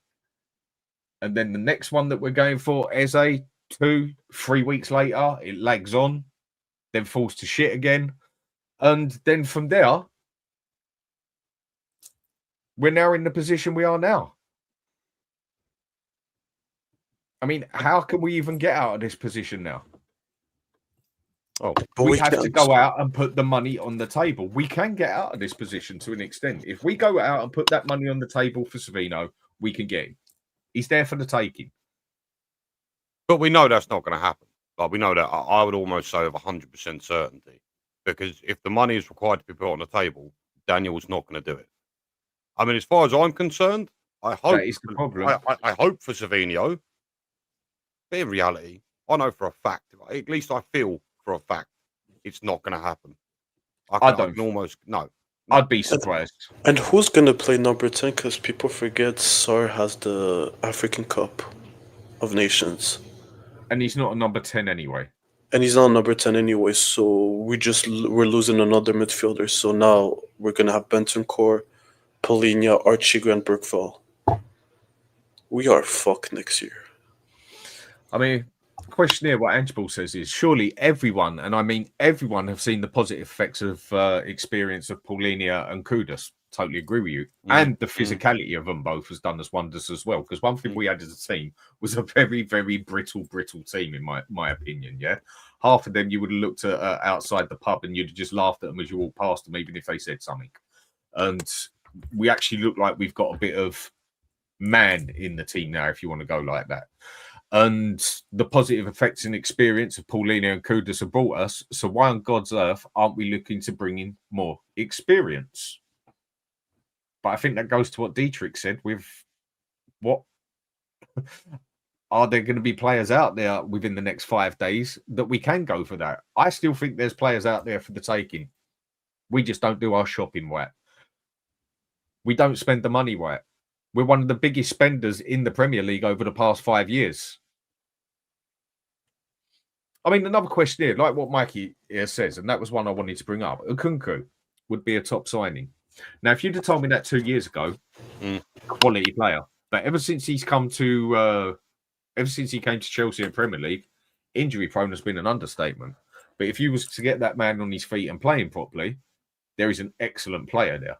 But is anybody willing to take that risk on going and getting somebody who has been injury prone for 2 years straight now? Does anybody actually know what his injury situation has been like at Chelsea? Does anyone know what he's injured? Like, has it been an ACL or have a look. I can check it up for you. Because he was, oh my God, before he came to Chelsea, he was lighting it up in Germany. He was a fantastic little player. I don't know what's happened to him. He must have been ACLs or something along them lines, right? I don't know. I'm checking up. You all right, Phil? How you doing? I'm good, mate. How you doing, mate? How you doing? It's Tock, bro. You all right? And Dietrich, nice to meet you again, brother. How you doing, mate? Good. How are you? So with everything that's going on, Phil, how do we get out of this predicament? All right, obviously, buying players, I know that, but realistically. All right, first and foremost, Daniel, there's something that was said earlier, yeah, the first video about Levy saying about winning leagues and Champions League, yeah. Anyone who listened to the second video would have heard them talk about stability like it was nobody's business. Every single word in that video was stability. So if you didn't hear the word stability, and realizing that was going to be the excuse for it, I'm sorry for you guys. I really am, because the second video near enough undone the first one for me. So I both of them, yeah. I just thought, you know what, it is what it is. He didn't give me a time frame anyway. Now, these signings in the last minute, mate, I expected this from Tottenham Hotspurs. I said this to you the day of the cup final, bro. I said, what was the point in the cup here if this is going to be the window that we're going to have? There is 0 point to winning that trophy. In the end, it looks like Man United won the trophy and we won nothing. Now, another one. Man U feel it was irrelevant. It was neither here nor there whether they won it or not. It was not going to stop them getting players that they needed, basically. Man U don't get held back like that. No, they've been shit over the past few years, but they still get players. They will still spend. That's right. But this board, yeah, will use it as a kind of justification of the way they've done business for the last 25 years. They will say, look at the level of players we brought in there. We've won a trophy. So why do we need to buy anymore? And this was my issue at the time. I'm looking at this board and thinking, they love the justification of saying, look, yeah, we've done so well with the team. Why do we need to buy anymore? Which is another scare in the fact that Frank has won the first 2 games. What makes them have to go out there and buy anybody?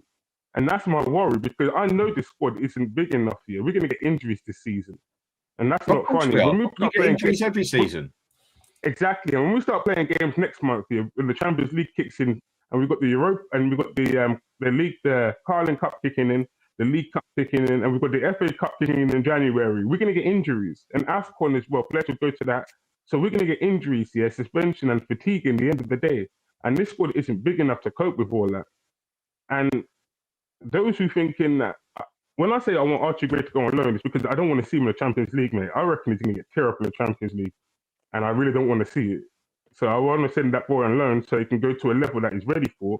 And that way he's not going to be embarrassed in the Champions League.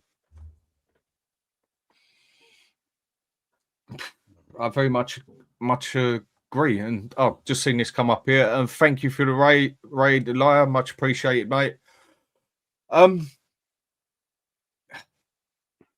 But then we need at least somebody there, don't we? Harvey Elliott's looking nice now, isn't it, Dan? As the time is dwindling, Harvey Elliott I starts said looking from day we should be nicer. looking at Harvey Elliott if he was there for the taking. I said from day one he should be there. I mean, the other thing is as well with Archie Gray, he comes under homegrown and everything else, doesn't it? So is he one you need to keep there? Yeah, but so does Harvey Elliott as well. Harvey Elliott comes as homegrown. So does Lookman as well. Lookman comes from homegrown. So if you bring both of them in there, you've got quality homegrown. There's levels to this, Dan. There's quality players out there, English players out there that Tottenham could buy if they want to do it. The question is, do they want to do that? And the scouts themselves, I said this on a Sabah private stream, and I'm going to say it again. I'm going to say, what has Lange been doing all year? The Tottenham scouts here starting all year round. So really and truly, you should have a plan by now. There is no plan at Tottenham Hotspur. It's opportunity, and it's sad to see it, bro. You know what? There's nothing wrong in life as such to an extent of going with the flow. Yeah, sometimes you got to go with the flow because the problem is I find you make too many plans. Too many things can go wrong. Right. If you want to do everything to an exact plan, then you got more that can go wrong. But you need to have a baseline. Sheer as hell, you need that baseline basically with your bits here, there, whatever. And then if that goes wrong, you've got that to counter that to counter that. And then some of it you just go with the flow, yeah? But you got to have some baseline sorted out. You got to have some list there, whatever of right. I want this player, but if I can't get him, I'm going to go for him. And I want that one there and this one there and that one there. And if this don't work, I've got that one there for the ideas of what I want to do. And then all of a sudden, if a deal comes up out of nowhere, you go, yeah, thank you, I'll have that one. And that's when you go with the flow at the same time. You're right. You have to have a contingency plan. Everything in life has to have a contingency plan. This is why I didn't get on with Ange. There was no plan B. But every club should always have a plan B, a plan C, and a plan D, just in case anything happens, that you've got something there. This squad has always been light. In so many areas. I don't even rate the first team. There's a lot of players in the first team I'd get rid of. And the ones that in the first teams here that are in that first 11 good, then I'll put them to the bench. In that first team then, who wouldn't you have? Who would you actually have starting in that first team that we've actually got there? So out of what we've got there, who would you actually have there then? Right now, I'm looking at. Right, you want me to give you the team right now, yeah? Right, Vicario, worries me in the fact that he is not dominant in the area. And that can unnerve the defense ahead of him. Yes, he's had good games so far, but he worries me, bro. But even when he's coming for the ball in the corner, just catch the ball. But he has got a better defense in front of him now, though. And what I mean by better defense, they are playing defensive. Mm-hmm. Yeah, the lines dropped back a lot, which you said any good manager, would drop the line back at least to give the defense a chance. Because they were too high up last year. And we've got defenders here who play better in a low line, better in the middle to low line anyway, because they're not having to run with that much space behind them. So that was a benefit anyway, right? Van de Ven, I'd still need to see defending because I don't know how good he's an actual natural defender. Seems pretty good so far. Spence is okay. He's shit in there, but Spence has been good. But I was going to say, he's okay. He's aware. Nah, it's the awareness, bro. I'm watching his awareness. I'm watching people run behind him. I need to check that properly on the left-hand side. But he does well on it, though. Porro, defensively, another worry. When you go into the midfield, Sarr is no way, shape, or form a 10. He But is an 8. again, Porro is not a fullback. He is a wing back. Hey, man, he's a wing back, which I always say to you all the time. He's a wing back. Same as a doggy. He's a wing back, not a fullback. That's correct. That's why they play 3 at the back in Italy, and that's why they seem to be better at 3 at the back. Mm-hmm. Yeah, Kudus came in. I wanted Kudus for a long time when he was at Ajax. I wanted Kudus. I'm not rating the pigeon. My problem, Dan, is that a lot of these players here are performing well now because Thomas Frank's come in. They've got a point to prove. They want to stay there. Do you think They some wanna of keep this their is a spot in the honeymoon squad. period? I mean, you Yes. three, do you think we're on a honeymoon period at the moment? And let's wait. And this is why I say past 2 teams, okay, all good. So far, so good. I'm going to start judging when it comes to Christmas. Mm-hmm. But so you know far, what? so good. I actually think it's a really difficult thing to judge because, you know, under someone like Ange, you saw the game plan and it was to worry about ourselves rather than the opposition. But the way Frank does things, and we've said this before, he sets a unique game plan for every team he plays against, doesn't he? And he likes to nullify the opposition's strengths, which I think is amazing. But I do sit and question how far the levels may drop after the whole manager bounce thing, the new manager bounce thing comes in. The honeymoon Because- period, basically. Yeah. I mean, look, we've seen it before. We've seen loads of teams get a new manager bounce, and they've been great for a few games, and it's dropped. I'd like to think the way Frank does things, at least from what I've seen at Brentford at Tottenham, I'd like to think that may not be the case.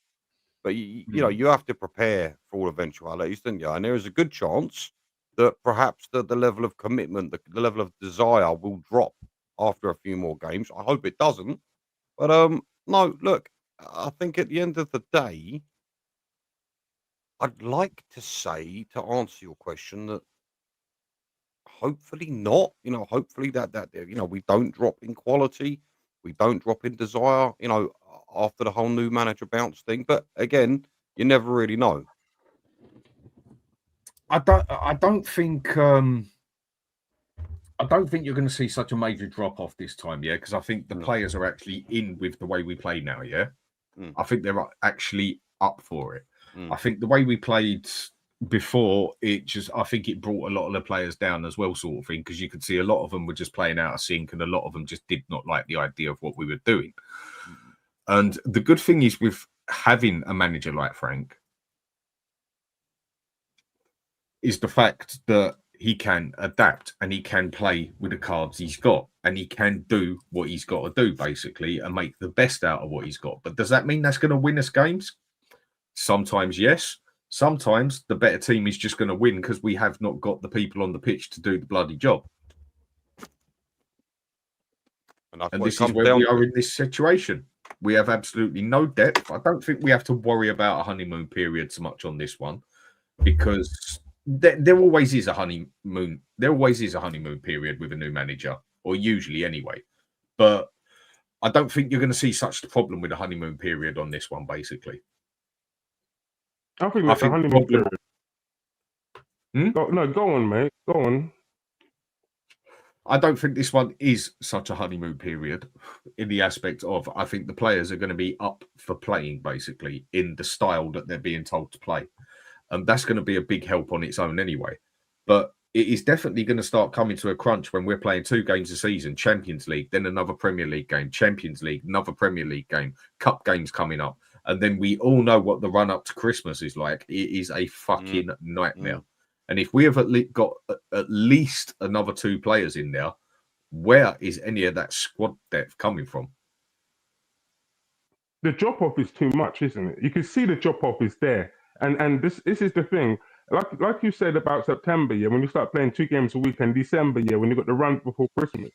For me, yeah, I want to see these players a lot more before I say that they've changed. I look at Sarr, yeah, and I think finally you've been given a position, right? You're actually using it because, like I said, yeah, he's more of an 8 because he's got an engine, can get up and down the field easily. Yeah, that's his position for me. He's an 8, right? So I want to see these players play. I want to see some consistency, right, before I judge these players because like I said, for me, I've seen too much of a lot of them that I need to see more before I can give them a fair analysis. Because, like I said, to me, it's a honeymoon period. I've seen when the other managers perform and then they come in, and then when the managers had the time to settle and the manager's not been backed or supported properly, that's when they start falling off. When the window's closed, that's when the wheels start falling off. Yeah, Do you know what very much so. Dan, do you know what blows my mind, right? We're all sitting here as Spurs fans, all scratching our head, asking all these questions. Daniel Levy is the highest paid chairman in the Premier League, okay? He's gone out and he's done all these amazing things with the club. He's made our revenue stream just, he's tenfolded it, essentially. We are the second or first, we were ranked second or first for highest revenue in the Premier League this season. Am I right in thinking that? We have multiple avenues. We have the money there. Why the fuck are we sitting on our hands here and not making any moves?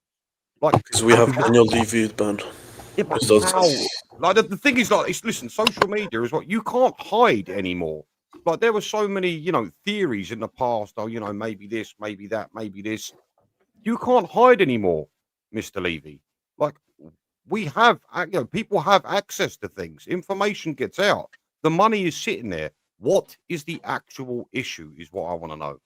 Well, you say that people have access to information now, and if that was the case and people were sick and tired of it, why do they still go to the stadium? Why do they still spend the money? He doesn't give a shit. He can still do whatever he wants, and he knows the same is still going to get filled up. People are going to spend the money. People are going to go to the club shops. It doesn't matter to him. People actually do not care. And as much as it pays me to say, Levy, what he's doing is arguably, I know it's not right. It's not like he shouldn't do that. But as a businessman, if you look at it, he's doing the right thing. He does the bare minimum, but gets the highest revenue from people because people just accept this mediocrity. Because people let him do it. But then, as fans, then what do we do? How do we get this parasite out of our club? Well, look at Newcastle the way they do it. Look at Man U the way that they force the Glazers to sell to Ineos. That's what you have to do. Make it as toxic as possible. I'm not saying I do not promote violence before anyone just tries to say anything in the comments. I just say make it as uncomfortable as possible. When the game starts, everyone leaves. People start buying at the club shop. People need to stop accepting this mediocrity. And I swear, Ian, I love you to death, but this is why I say people need to stop backing these players we buy. For example, the Bergvalls, the Archie Grays. Stop saying he might come good. We don't know, and we're not going to accept it. We want the proven winners. We want the proven players. We want the 80 million, the 90 million players. That's what I want to see. I don't want to see the Archie Grays. I don't want to see the Bergvalls. I want to see the best of the best. Odeberts, Tells, stop saying Odeberts, stop saying Tell, stop mentioning these players. Until we get what we deserve, which is the best, because we pay the best, which is TV rights, fucking season tickets, club shops, everything is expensive, but we still accept the Matthias Tell, the Archie Grizz, and the Bergvalls. Until these things changes, Levy is going to continue what he's doing. Very true. Ian, how you doing, mate? I'm good, you? At the moment, same Spurs, same day, same sort of transfer window. Way we're playing at the minute, can't argue, but the transfer window, God. It's not the same Spurs, Dan. We've had 2 clean sheets. Yeah, I know. But the problem is at the moment is the transfer window, and if we get an injury or something, we are up shit street if we lose, let's say, just 2 players. 2 players. And we are up shit street in a big, big way. Yeah. Yeah, that's right. But Villa is going to change everything. Well, listen, Frank's already changing things there. They're doing data analysis now based on the players Frank wants.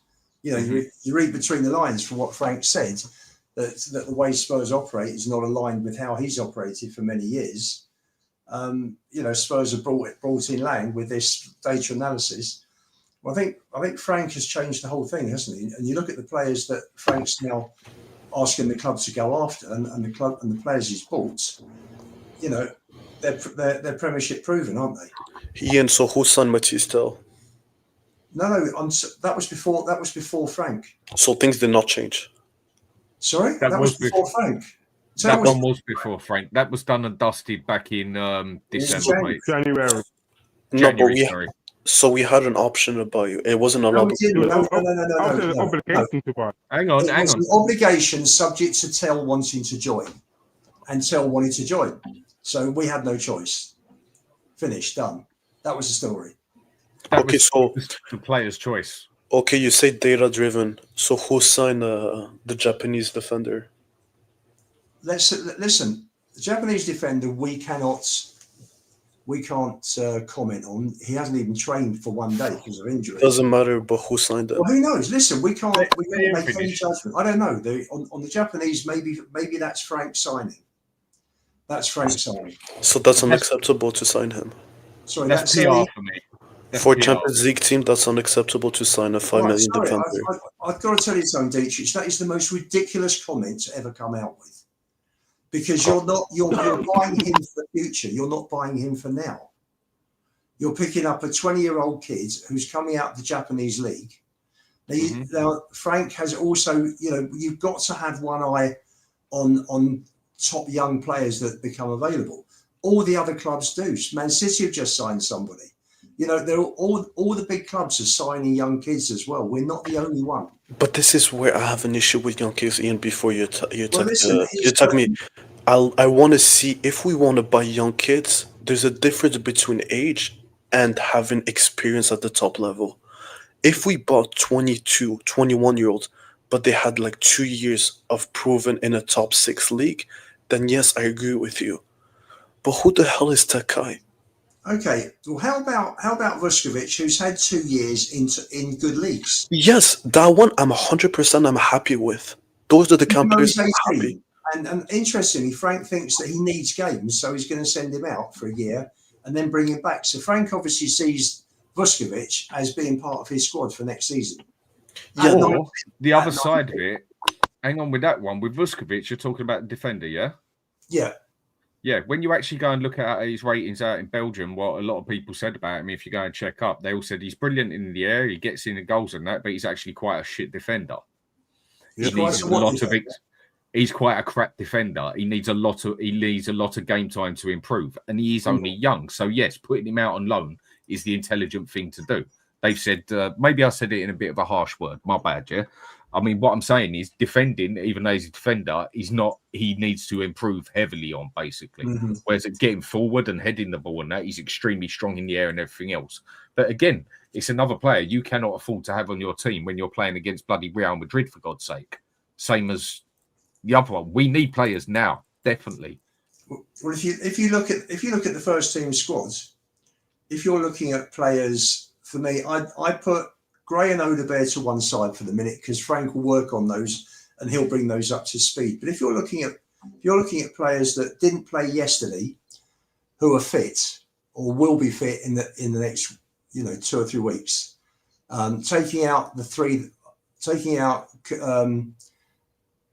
Madders, Kulusevski and Dragusin, who will come back into the squad probably between Christmas and April. So you're taking those 3 out.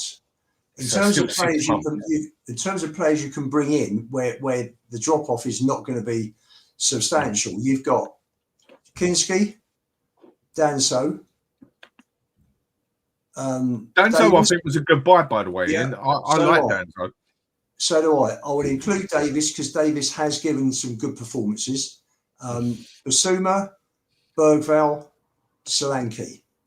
I'm sure I've missed one. There are 6 there. So you've got 17. In effect, you've got 17. And we need a bigger squad. We're 3 short.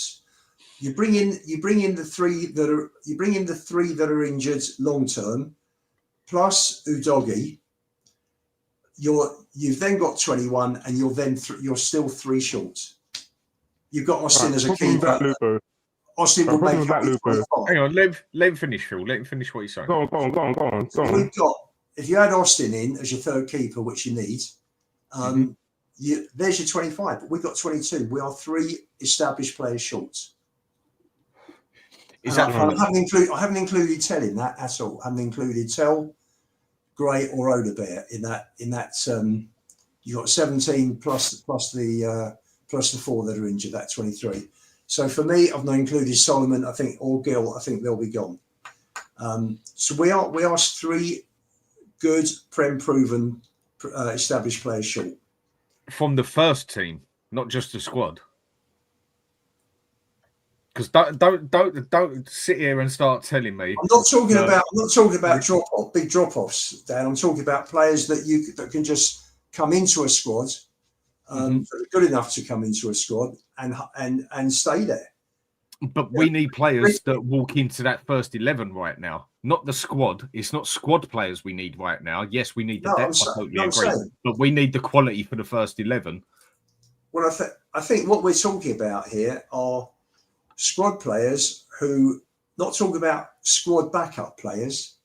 I'm talking about squad players. If there's an injury, for argument's sake, who would I be thinking of? Any of the midfield, I think Bergvall comes in, he does a job. If Sarr gets injured, not Polinia, but if Sarr gets injured, Bergvall comes into the 10, there's not a massive drop-off. Danso comes in if Romero gets injured, there's not a massive drop-off. Kinski comes in. Kinski's looked good later in the season. Kinski looked fine. For me, he would come in for Vicario. It's not a massive drop-off. I agree with that one. I don't think he is a massive drop off from Vicario. I think he's actually better on his feet, but I think Vicario is better on the saves as such. Yeah, well, you saw his save from Marmouche. That was quality. That was really vital at 0-0 when Haaland slipped him through Saturday.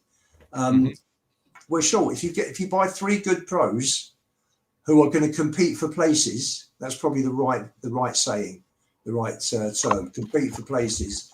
Then if you've got 20 there, and you've got the 3 long-term injury boys to come back, plus Udogi, there's your 24 plus Austin. So you've got a good squad of 25, and you're going to be competitive. We're not up there with the top 4 yet, but we're going to compete for 5th, which hopefully will be good enough.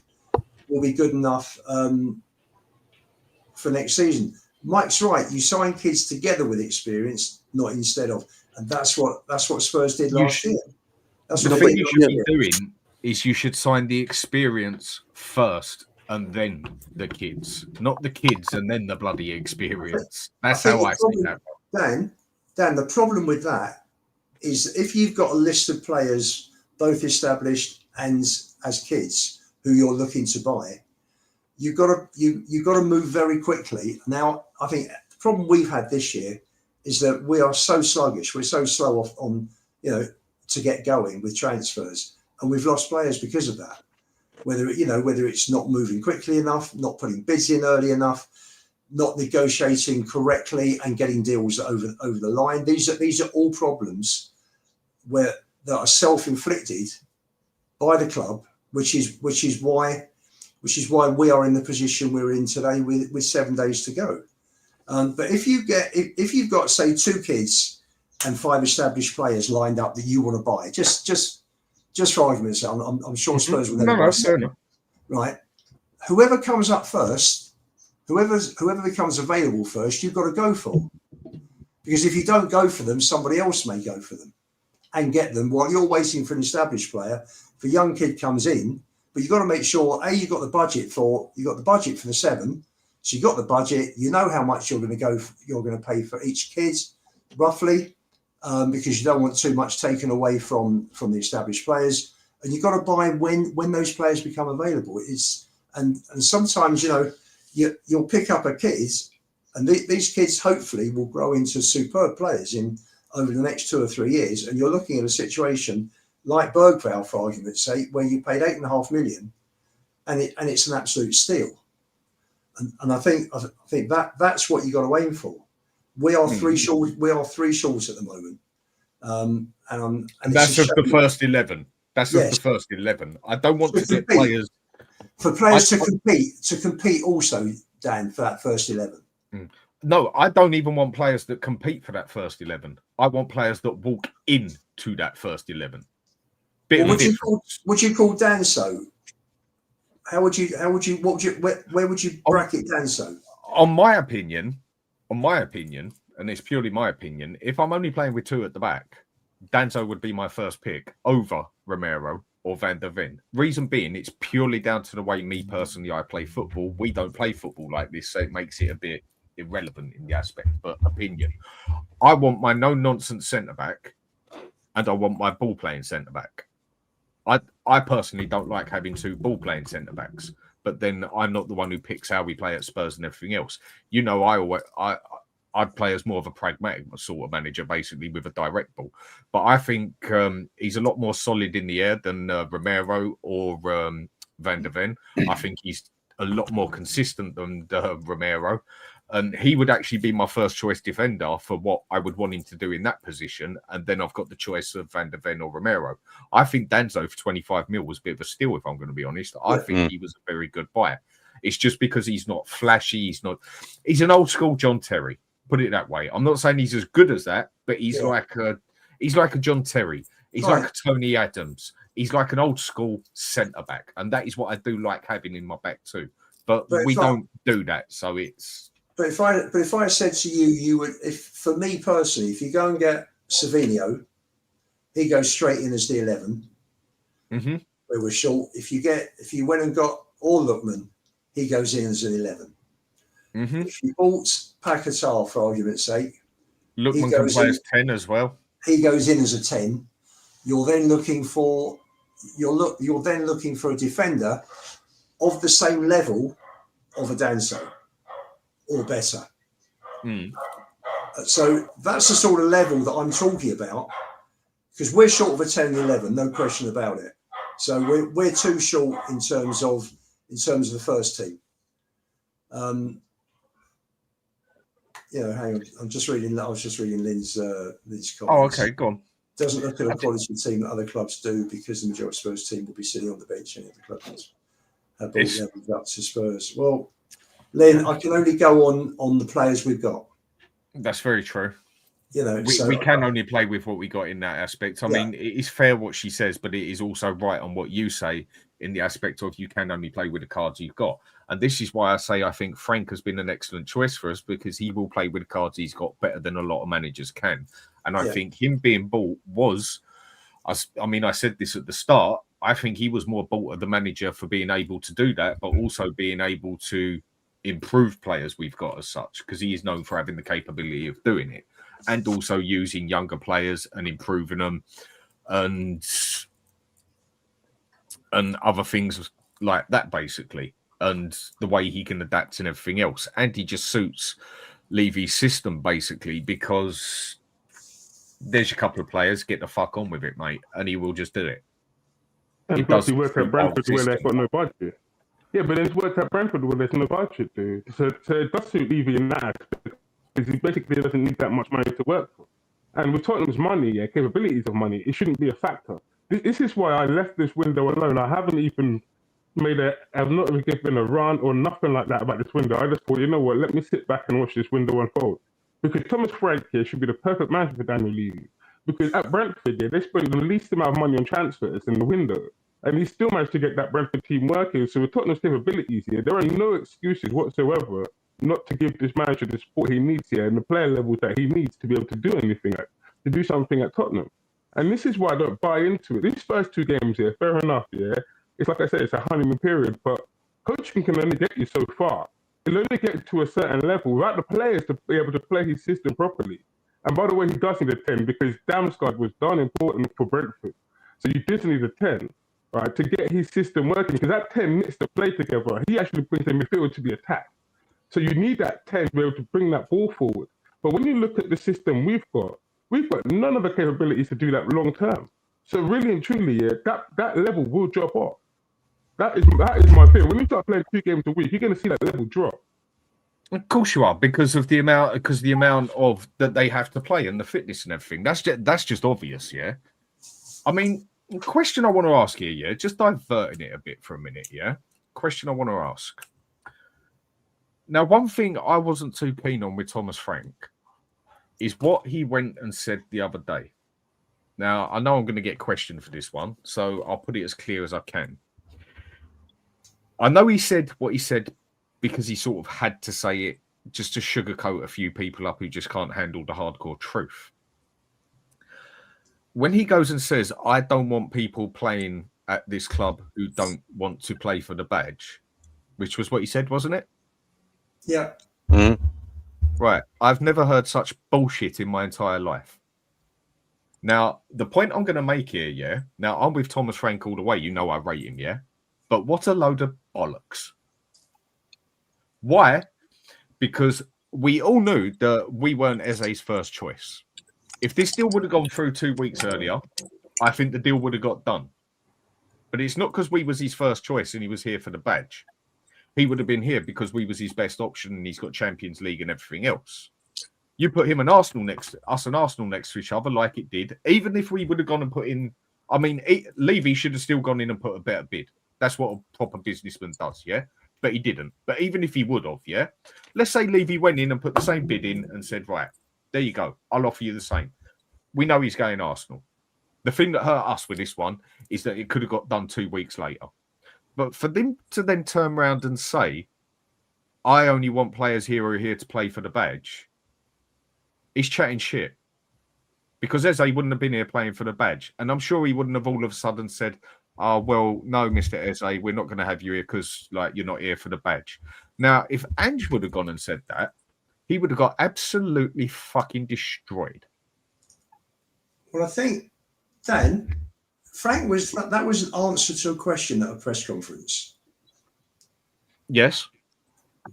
So I don't think it was an answer that he should have made. Well, the club have Personal been opinion. embarrassed. The club have been embarrassed, quite clearly. Oh, completely. Okay, so if you're Frank, how do you answer that? I'll tell you how I answer that. Easily. How do you answer it? Easily.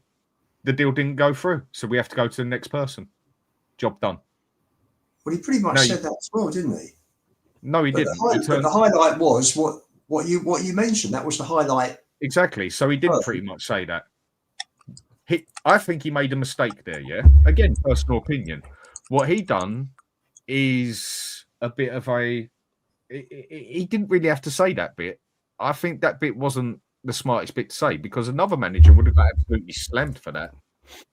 Well, he may have been advised to say that by the press guy. Mm.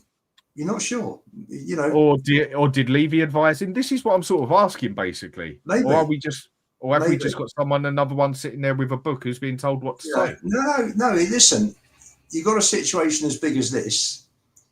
There's a match coming up. He's duty bound to do a presser.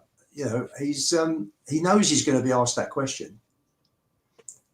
So how do the club want him to answer that? You know, he wasn't involved in the negotiations. Mm-hmm. What's he meant to say? Just said. Do you think it would have just been easier if he said it didn't work, it didn't go through? We're on for the next man now. Why did he have to bring in that bit of I only want people here who playing for the badge? I think he's doubling down for the club. Or do you think he was doing that to soften it up for people? Basically, this is what I'm sort of asking. I mean, Ben, what do you lot think on that? What I said there? I know some are going to say, "Oh, why are you digging at him already?" I'm not digging at him. It's just I'm going to judge him exactly the same way as I will judge every other manager I've ever judged, same as I will judge every player. No. I mean, I'm very much with Lubo, mate. I mean, he's probably been advised to say so, hasn't he? Really? I mean, I don't necessarily think it's a bad response, but my question is, how would you have responded to that? I just told you. If you listened, you would have just said it didn't work out onto the next. That would have been your. Yeah. I mean, fair enough. No, look. As I said, I'm with Lubo, mate. I think it's a pretty robotic response. It's probably been told to say by one of the higher ups of Spurs. And again, I don't deem it as a big deal. And it would be nice that every player you bring in does play for the badge and want to be here. But realistically, that's very rarely the case, isn't it? Exactly. Exactly. I Well agree with done. that as well. And I agree one with quick thing, Dietrich. I'll come straight to you. And just Craig, thanks a lot, mate. Much appreciated for the super chat. Big up, guys. And Adogi play left wing. I can't see why not. Same as I wouldn't say no to Porro playing up there either in a worst case scenario, but it's not his ideal position as such. But I get where you're coming from. There is a capability of covering it, I think. Dietrich, go on, mate. What you were saying, sorry. No, I was about to say what your answer is perfect. It's actually perfect. Just be honest with what you said. It didn't work out. It didn't work out. We move on. Just don't say, "Oh, we want players that want to play for the bad or play for this club." Like that's just a lie. Just say how it is. Like I actually respect people when they're just honest with their answers. Don't be that. Like I know Thomas Frank. He's a man with principles. He loves the game. Like he's just an honest person. You can tell. Just don't lie when it comes to this. He didn't want to come. He didn't want to come. We move on. We're gonna find other targets. It's that simple. Like there's nothing wrong and there's no PR. Like it's not gonna affect his PR. I agree totally. I mean, Rob, how you doing, mate? How you all doing, lads? Fine. Good, mate. What's happened to your camera? I think I dropped my phone or something the other day, mate, and I went to go on another stream and it was all over the place. So no camera today, just my voice. Oh dear. What didn't you have a protection on your phone? Like a cover? No, but the lessons learned there, Dan. Trust me. Oh dear, oh dear. Okay, anyway, go on, mate, with what we're saying. I mean- kind of get Sorry, Dan. Go on. It's all right, mate. No, go on. If you get what we were saying, you was here listening. So go on, mate. It's down to you. You know, I kind of get what Ollie is saying. I don't think he's necessarily said anything wrong, Frank. But then I agree with you, Dan. He doesn't need to say something short and cryptic. He doesn't need to give a long answer. Just say, "Didn't work out. We're looking at other targets. Didn't work out. Let's move on." So I get that. At the same time, though, there would be some of the fan base if he, you know, gave such a short answer. Oh, he's not really expanding. He's not saying anything more. You know, why is he being like this? It's just you can't please everyone with your answer to me as a manager. Now you give a really long answer about transfer saga, and some people are going to like it. Say at least he's opening up, being honest. Some people are saying, "Oh, he's just being cryptic here. He's going on too much." Just say it how it is. Be straight. But yeah, I think. Yeah, it's one of them. I kind of get what he is saying, really. But I probably agree with you, Dan, the most. I just think short and straight answer, really. Just say it didn't work. Let's move on. I mean, it was just some. Go on, Phil. Go on, Dan. Sorry, mate. What I was going to say, right, is the way that you sounded, it sounds just like basically that Eze was a mercenary. If Eze had come to Tottenham, he would have been a mercenary. And he doesn't want mercenaries in the team, He basically wants people to come into Tottenham, to try and make Tottenham do something. But the way that you sounded, is that, it sounds like Eze is a mercenary in the fact that Eze wouldn't have come to Tottenham to do anything at Tottenham, but to be in the Champions League. And Eze said, all he wanted to play was for a Champions League team. So going to Arsenal, which is what he wanted to do in the first place, that is the club that he wanted to join at the start of the summer. We were told that he wanted to join Arsenal, right? So, I don't see a problem in that. To me, all it's telling me is that, like you said earlier, before this conversation, that Eze didn't really want Tottenham. He would only go to Tottenham for the Champions League. He didn't want to come to Tottenham to do anything at Tottenham. But if the Arsenal option weren't there, innit? Yeah. Oh, Phil, the Arsenal option was there anyway. Phil, let me add just this point. Who the hell wants to play for Tottenham if there's another club in for them? Let's be fair. I agree. Honestly, all of us are Spurs fans here. If you, for example, Spurs came in for you and Man City, where would you go? And they pay the same wages and you have a starting job. Everyone's going to go to Man City. Exactly. There's no choice. There's no argument. So I don't Man City because Man City look like to win the league. You like to win more trophies as Man City than you are at Tottenham. That's even Arsenal. Even Arsenal, you have a bigger chance to actually do something. This is why I say, one manager say they want players to play for they want to play for Tottenham. That doesn't happen. No offense. Nobody wants to play for Tottenham. I think you're talking nonsense, Dietrich. No, I'm not. Who the hell wants to play for Spurs? We are still a big club. I'm sorry. We are still a big club. Ian, come on, man. Ian, let's do this, because Dietrich is right, If you had a choice between going to Tottenham, or Arsenal, where would you go? Well, listen, you're talking to the wrong person because No, Sorry, Ian, no, you don't step out of it this easy, Ian. No. I will never, ever, I'll tell you what, ask it a different way. Ask it a different Hang way. on, Ben. I'm going to ask it a different way. Yeah. Right. What you now have to do, which is going to be one of the most painful things that you're going to have to do, and I'm going to ask everybody on here, yeah? And this is where you're just going to have to be a man and a human and forget about being a Spurs robot. We're all going to have to do it, yeah? Right. This is where I think a lot of people need to learn that football is a job. And that is what it is. It might be love and passion for us, and we give our lives for it. And a lot of the players love it and passionate as well. But how many players would go and play for would love to go and play for the team they support, but the team they dislike, even as such, as a kid or whatever, the opposite of who they support, goes offers them double the money, a 10 times better chance of winning anything, and a better team to play around, and a better way to bring your career up, which is a lot of people, if you want to call them mercenaries, there are a lot of mercenaries out there, if you want to say that, because it's a bloody job. Right, at this moment in time, don't think of who you support. Think of your job. Think of your history. Think of your life. Think of your family. Think of what could take you further in your career. You get an offer of exactly the same money, exactly the same stuff, either way, either side, Spurs or Arsenal. Where are you going? And it's going to hurt saying. Where I'm going to play. Where are you going? Where I'm going to play, Dan. If money's the same. Both clubs give you a starting job. I'm saying it's the same as everything. Both clubs have offered you the same money, same everything, exactly the same the lot. Look on this from your career side. Who are you going to? Well, particularly this season, you know that there are different variables, Dan. You've got World Cup year this year. You want to give politicians answers, Lee. No, Lubo. You want to give politicians answers. No, let me give you an example. Come on, let him at least let him try and worm him. At least let him try and worm his way out of this. Come on. Let me give you an example. Very, very current example, particularly with his with the goal he created yesterday. Grealish needs minutes. Wants to play for England in the World Cup in the States next year. He's gone to Everton. Would he have picked Everton normally? No, probably not. After being at Man City for 4 years, 4 years, 4 years now. So for me, Grealish has gone to Everton because he can play football. Now, if Hincapie goes to Arsenal, he's got Ben White. Is it Vascara? He's got Gabriel. He's got. There's 9 of them.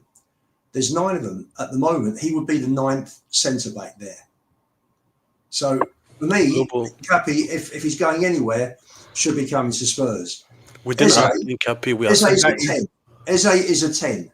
That is his best position.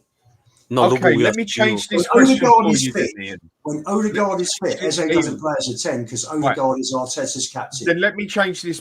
Let me change it for you. Right, you're a number 10. You're the best. You're one of the best in England at the moment. Whatever team you're going into, Spurs or Arsenal, you are 110% their number 10. No ifs, no buts. You're the best there. Both have offered you the same money. Both have offered you the same house, same everything, same that comes with it. For your career, where are you going to go? Right here and now, Spurs or Arsenal? And don't forget that same team, like Arsenal, the squad they have right now, and Spurs, the squad they have right now. That's what I said. Everything comes into it. Because you can give Where will you let him answer the question? You're asking the wrong person. I would never play for Arsenal ever. What, Lubo? Let me ask you this: Where I would rather take a downward step in my career than play for Arsenal. I promise. But you're not answering it as you, Lubo. You're answering it as a neutral player who's got the opportunity to go to two teams. Like if it's me all day long, I'm saying Spurs because of the connection. But it pains me to admit it. I'm going to Arsenal because I think I've got more of a chance of winning a Champions League or Premier League. And at the end of my career, that's what I'm going to be looking back at, those major trophies, those biggest trophies. Well, Sonny stayed, didn't he? Look what he won. Yeah, he stayed. But what could he want to if he went to Arsenal? What could he want to Arsenal? That's the problem. That's the thing, Lubo. Yeah, no disrespect to Sonny. Yeah, he was a brilliant player for us. He won the Europa League. Philly, what have they won? Come on, Lubo, come on. Well, they might win the league this year. Who'd like to win a major trophy? Arsenal or Tottenham, Lubo? Come on. I joked about it last year, yeah, with the Arsenal people, and I joke about Arteta not winning anything. It's been 6 years since they won anything. But Arsenal have won trophies in the past. They've won more leagues than Spurs. Yeah, we've got a better European record than them, yeah, but they've won more leagues than us, bro. They've even beat our record, yeah, the FA Cups, where we had it in 91, yeah, of 8. They even beat that. Come on, bro. If it's a choice between Arsenal and Tottenham, yeah, there's only one winner here, and it's going to be Arsenal. And I can disassociate from Tottenham Hotspurs. I can say, you know what? I can see it independently. Arsenal, yeah, are further along in their project, right? There's examples of them actually doing something if the manager was changed for me. So I would go to Arsenal. Do you know what? You can see the players coming. You've got a good set of players. Right. You've got a very good manager. Hopefully it can only get stronger. Hopefully. Arsenal don't win trophies these days, Philly. Okay. Then Can I just ask? and Adam, okay, quickly? if Son would have gone Arsenal like 10 years ago, whatever, and that, he would have had 1, 2, 3 FA Cups behind him and 4 Community Shields. Yeah. And Ian, But he didn't, did he? And if my aunt had balls, she'd be Michael. Ian, You gotta love Lugo, innit? You can't hide it. Jesus. Ian, let's say you were neutral. You're not a Spurs fan, you were neutral. Look, And you're number 10, and then you look like, let's say, I'm a number 10 and the best in the country. Let me look at the forward line that I can actually like get a GA, like assist and goals. You look at Arsenal, they have Gyökeres. You look at Spurs, they have Richarlison. I look on the left, they have Batista. They have Saka. Let me ask yeah, you. let Dietrich's finish. No, I'm just saying, like, let's be fair. Like, forget about Spurs for 1 second. Anyone with the right mind that's want to be the best, win trophies, make a career, because football is only 15 years if you're lucky. Everyone would go to Arsenal. Why would you want to go to Spurs? Spurs is not going to offer you anything. It's not going to help you. It's actually going to damage your image even more. Because you're going to be like labeled bottle job every single time, just like Harry Kane was. Yeah, but he got a move to Bayern though.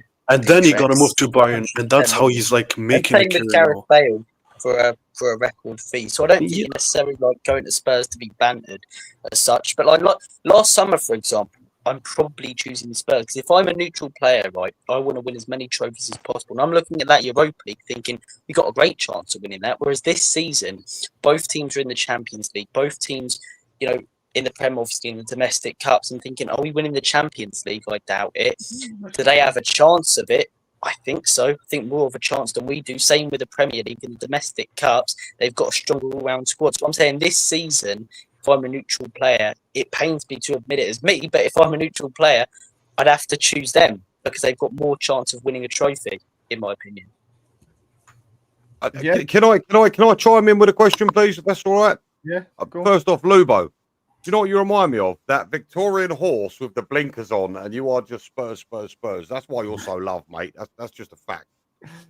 To answer your question, if it were me, right, and I was a player, where would you decide to go? Look, with Arsenal, you get a couple of things. You get history of winning, okay, which is a huge thing in football. It's like it's a strange thing. It just sort of rolls on. But not only are you getting pedigree there with that club and their winning ways, but you're also getting, hey, when there's a problem, we're going to make this team stronger year on year. And that's what they've been doing essentially for the last few years.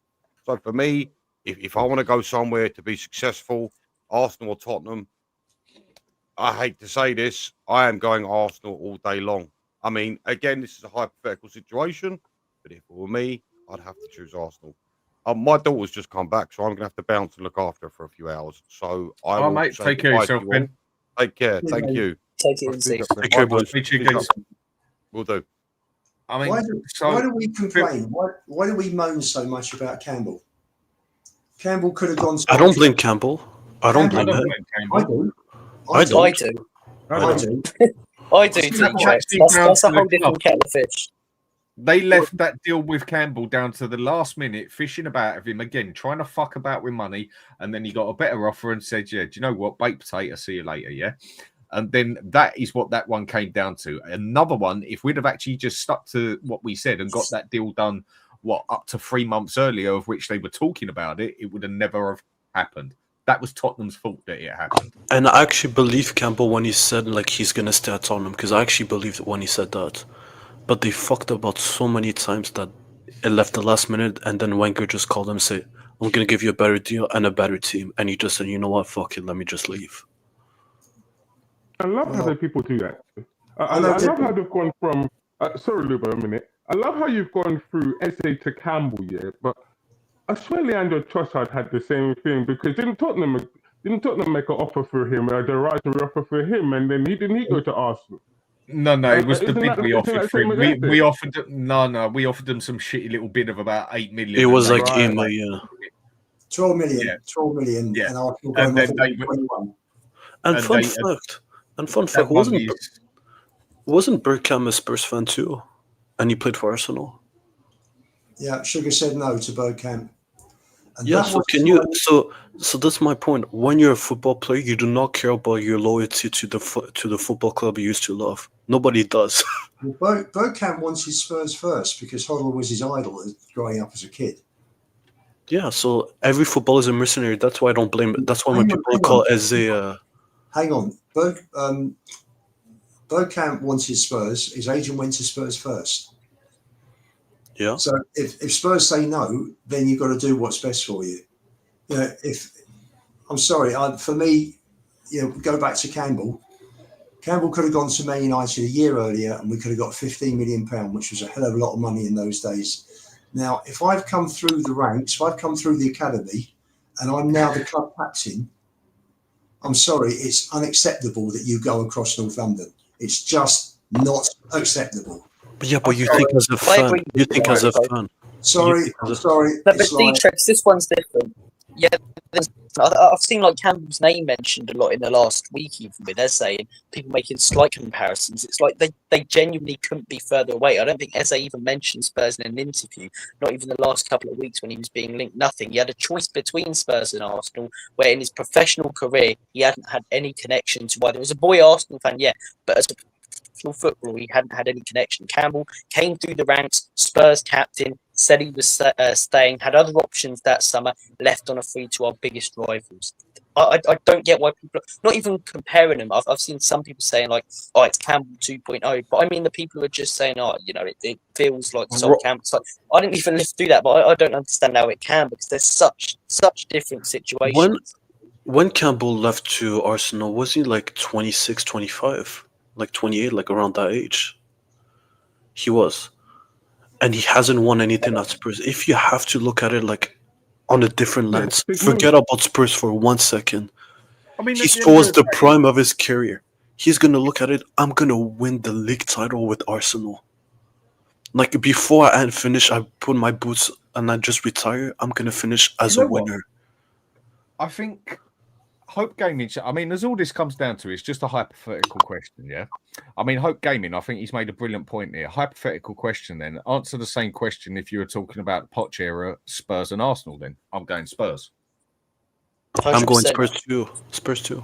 Yeah. Yeah, at the time, yeah, definitely. But then Right. that's what makes it even sadder, the year that we didn't buy anybody. That year of the transfer embargo, that's what makes it even wrong for me, because had your Spurs had moved at that time when the iron was hot, yeah, we could have got this type of player, but we did not. Because look, And from I'm that just moment now, I said this club will never kick on. But I'm just going to say this. I'm just going to say this as blunt as it is, and I know it's probably going to upset a few people. I don't give a fuck about none of you lot. I don't give a fuck Cheers, about Dan. any of the fans out there. I'm out there for my career. Amen. I'm out there to get the most money I can so that I can live the best life I can. I mean, maybe I put it the wrong way, but as a player, what do I give a shit about the fans? I don't care about the fans. They're not my problem. I'm out there to do my job and get my money in and get to the best I can, and I want to win the most I can. If I'm going to upset some other fans because I go to a different club that they don't like, I don't care. I couldn't care less. Maybe that's just But Dan, you sound like you're saying, mercenary innit? side. No disrespect. You sound like that saying that you keep saying, bro. Dog eat dog world, innit? I'm unfortunately, Exactly. yeah. I'm gonna have. I do have to do the best for me at the end of the day. Life is too short for me to give a damn what other people say, innit? As long as I'm not hurting myself or anybody else, mate. Life is too short. I have to do what's right for me, man. This is the long and the That is crux of it, isn't basically it? exactly. But you see, this is the problem. People focus on the player instead of focusing on the chairman and the owners. And Do you blame the Angus, check up Dennis Bergkamp's Yeah. history. He was a Spurs fan. Get He your even facts right. admitted he was a Spurs fan. He even said it. That's a I good said- point, though, Matrix. Yeah, I said instead of focusing on the player, focus on the chairman. Sorry, I just lost my voice. Sorry. Yeah, I'm back. I said people just focus on the wrong things. Is it Eze's fault to choose Arsenal over Spurs because he's just looked at the team and said, you know what, this is garbage. Why would I want to play for Spurs? Like, people but you just also have to focus on the factor in wrong his things, and age. that's the problem. They just focus on the Yeah, but- wrong people. No, but the thing is, yeah, you have to focus on his age as well, yeah. You said it earlier, and so did Robbie as well, yeah. He's 27 now, yeah. Right, this is his one big move in his career as he enters into his And peak it's a World stage, yeah. Cup So year. right, and it's a World Cup year as well. But this is his peak years here, where he wants to make something of himself. So when he does retire, yeah, he can actually say, "Look, this is what I've got to show for myself." And you've got something, you've got a legacy to live off. This was my problem with Harry Kane. What were you into football for? Were you in for the legacy, yeah, or for the money? And if you're for the legacy, yeah, then you have to go and try and win something. Go somewhere, yeah, and go and say, "Look, I've got this trophy under my banner. I've got this trophy to show for my career," because you need to have that as a player to say, "Look, I've got something to show for it." But right now, yeah, the biggest chance that SA has of winning a trophy is at Arsenal. So I don't blame SA for going to Arsenal. Fair enough. It is what it comes down to at the end of the day. And if I sound like an Arsenal fan, then so be it. Because at the end of the day, everyone's different. Everyone's got their own way. But I'm sorry, I'm not out there to satisfy the world. I'm out there to do what is best for me and my family. Everything else apart from me and the people I love might as well be a third-class citizen. Because when it comes down to the crunch, I'm doing what I've got to do for myself and my family first. Because the world ain't going to look after me. So why have I got to look after the world? And this is where I think some people need to get it into their head a bit, that football is still a job for some players. For other players, it might be heart, love and soul. I'm not disputing none of that, yeah? But for other players, it's a bloody job. It's what they do. And other players want to win something. Harry Kane, why did he go Bayern Munich? It wasn't even for the money. He went Bayern Munich because he knew he was going to win fuck all at Spurs. Or, well, was pretty sure he'd win fuck all at Spurs. And then we went and did it just to take the piss sort of thing. And went to the Bundesliga because it was critically on a plate that he would win something. It's not an easy question to answer as a fan, yeah? I totally get that. But when it comes down to the crunch of it, I'm doing what is best for me. I'm doing what is best for my family. Not what is best for the fans. I'm sorry. I just don't personally work like that. Call it selfish. Yeah, I won't deny that, Paul. It is, call it selfish. But why have I got to look out for everyone else? Why have I got to look out for the other 64,000 people standing on there when I can go over there and earn triple the wages and win something and have a better career? Maybe that's just the way I work and people work differently. I accept that. There's no set answer to it. It's just everyone works a different way. Ian, if you would rather stay at Spurs and you would still pick Spurs over Arsenal at the moment, that's your call, mate. That's down to you. You're entitled to that. I'm just talking on it from more of a logic side of it. What pull do Spurs have that Arsenal don't, except we have a better stadium?